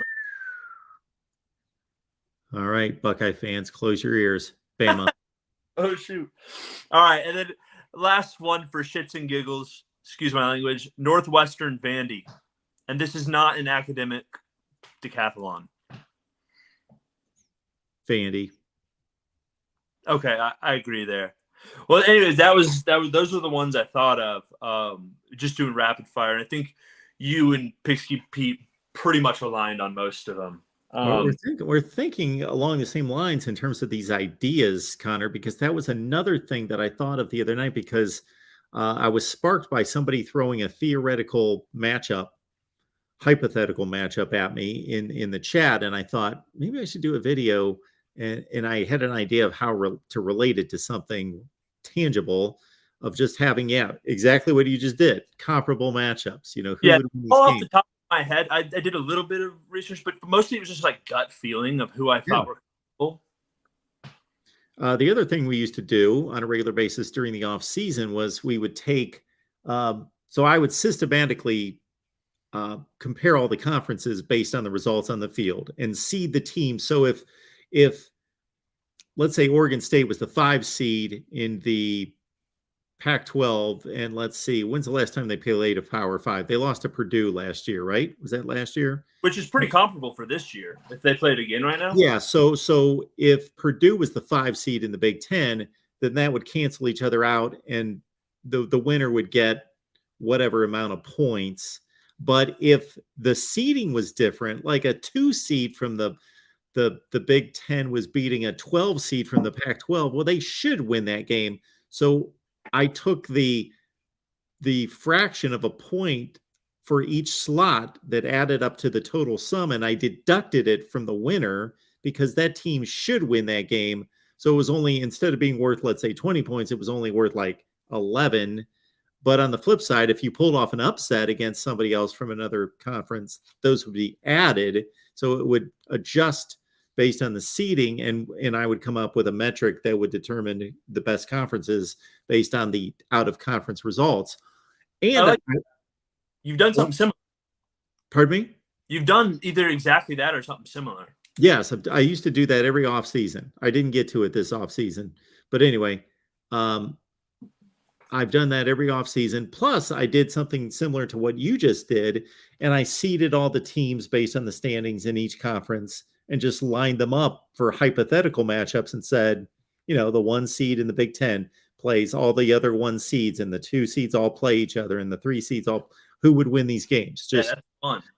And I think a better way possibly to do this is just an idea that makes it a little bit easier for me to digest, because I find it difficult to, when you throw out Utah and Penn State, shoot, that's a toss up to me. But if you said they played 100 times, it's a percentage.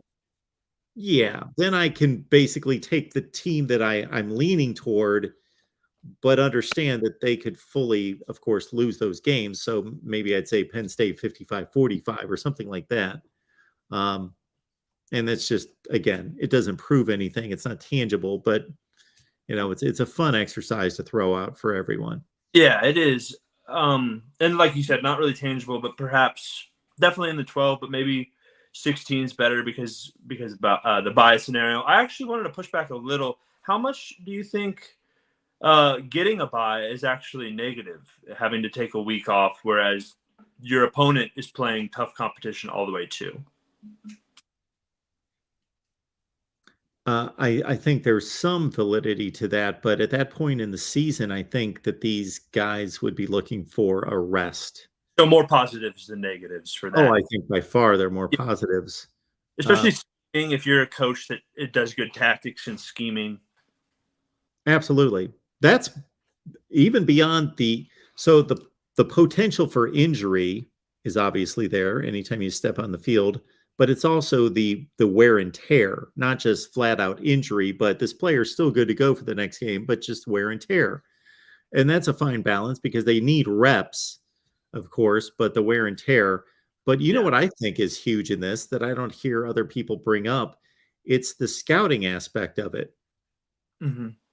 No, definitely. I think that's the biggest advantage. Yeah.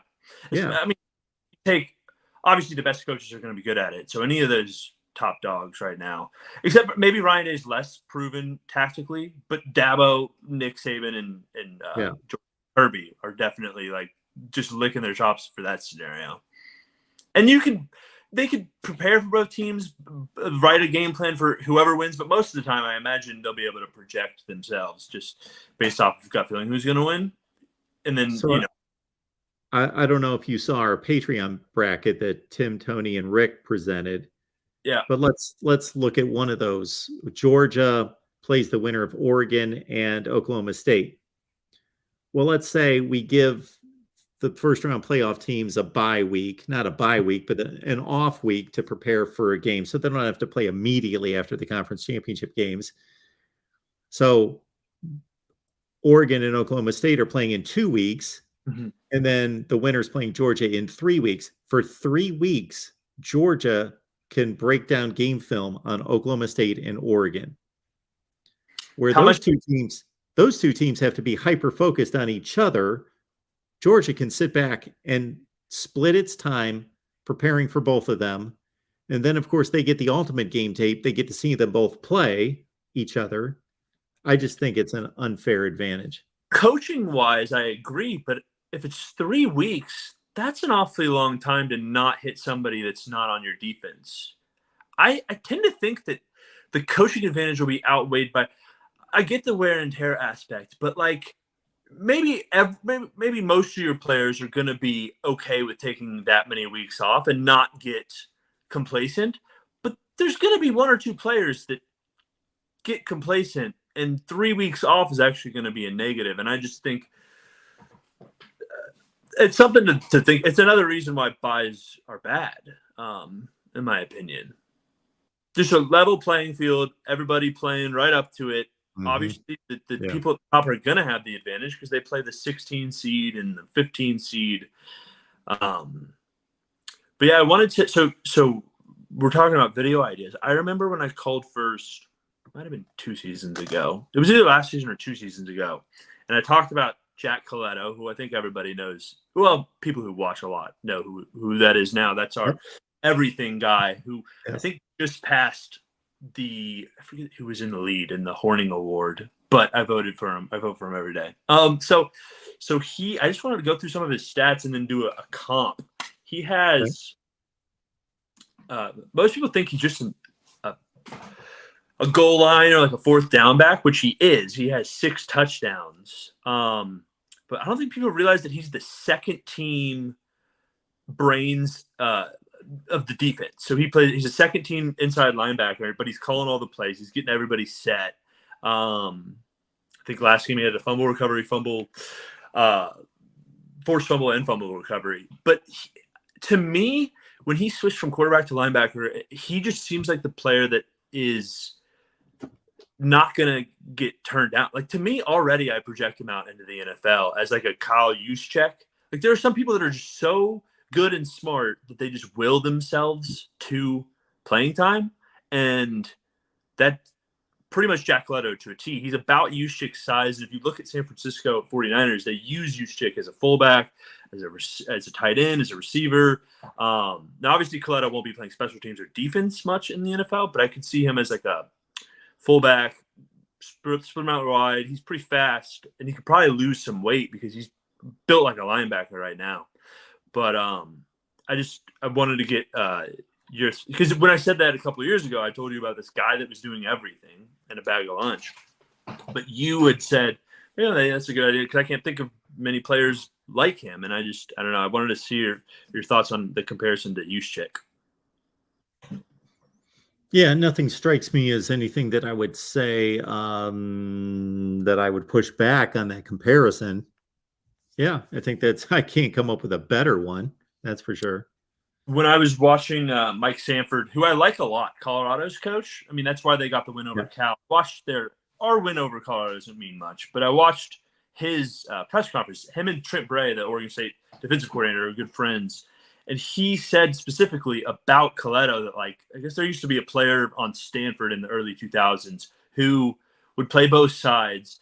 And like, because he's played quarterback, Coletto just kind of, he knows it all. That's why he's the brains of the second team defense. Now, he's not as athletic. The reason why he's the backup middle linebacker is clear, but like the value and the intangibles that a quarterback of the defense brings, I'm just curious why there aren't more of those players. And I know back in the day there were plenty of two-way players, but you would think that at least that it would be maybe a little more prevalent, because this is the first time I've heard of Coletto doing what Coletto does since like who knows how long. I don't think I've ever heard until this guy said, Mike Sanford said that there was a Stanford player who did it in the early 2000s. But on the Mike Sanford thing, I think he's really good. I think Colorado might actually hire him at the end of the year, would be my guess. Right, Connor. Well, I started recording at 10 a.m. this morning, so I'm not thinking too much about the Rolodex is kind of worn through and down and done. Sticking on because the handful of us got on kind of late. So, what does Tim do for 3 hours? I'm sorry, what's that? What does Tim do whenever you hit 3 hours? Yeah, he should be calling me the Iron Horse at this point. We hit that, right? Yes, unfortunately, we hit it. Yeah. All right, Connor, I appreciate it. I was glad to see you on the line that we could talk tonight. One more thing, Oregon State Sure. related. How much consideration, or where would you put us in the top 25 that makes sense? Were we close? I know we were close, but where would you have us? Yeah, well, I listed a number of teams that were close, and so we Oregon were on. State was part of that mix. Yes. Okay. Yeah. I don't think there's listed like 8 teams. USC and Utah right now. Yeah. I mean, I thought I could probably think of comparable losses, but USC, Utah, top 15 teams. Yeah. So, anyways, go Bees. Absolutely. All right, Thanks. Connor. Thanks so much. Appreciate it. All right, folks. We'll be back starting at 11 a.m. Eastern Time on Wednesday. Ohio State Buckeyes live right here at the Voice of College Football on the Ohio State channel. We've got Oklahoma live tomorrow. We've got Michigan 5, Florida State 6, Miami at 7. Plus, I've got a bunch of content ideas that I got to get cracking on if we get to them. Too many live shows, unfortunately, for me to do the videos that I really want to work on. But that's how it is. We appreciate you all being here. Thank you so much for all your time and your consideration. And I truly appreciate that you guys take out time in your day to share it with us here at the Voice of College Football. So thank you so much. And we will see you in a content-packed Wednesday, as always. See you tomorrow.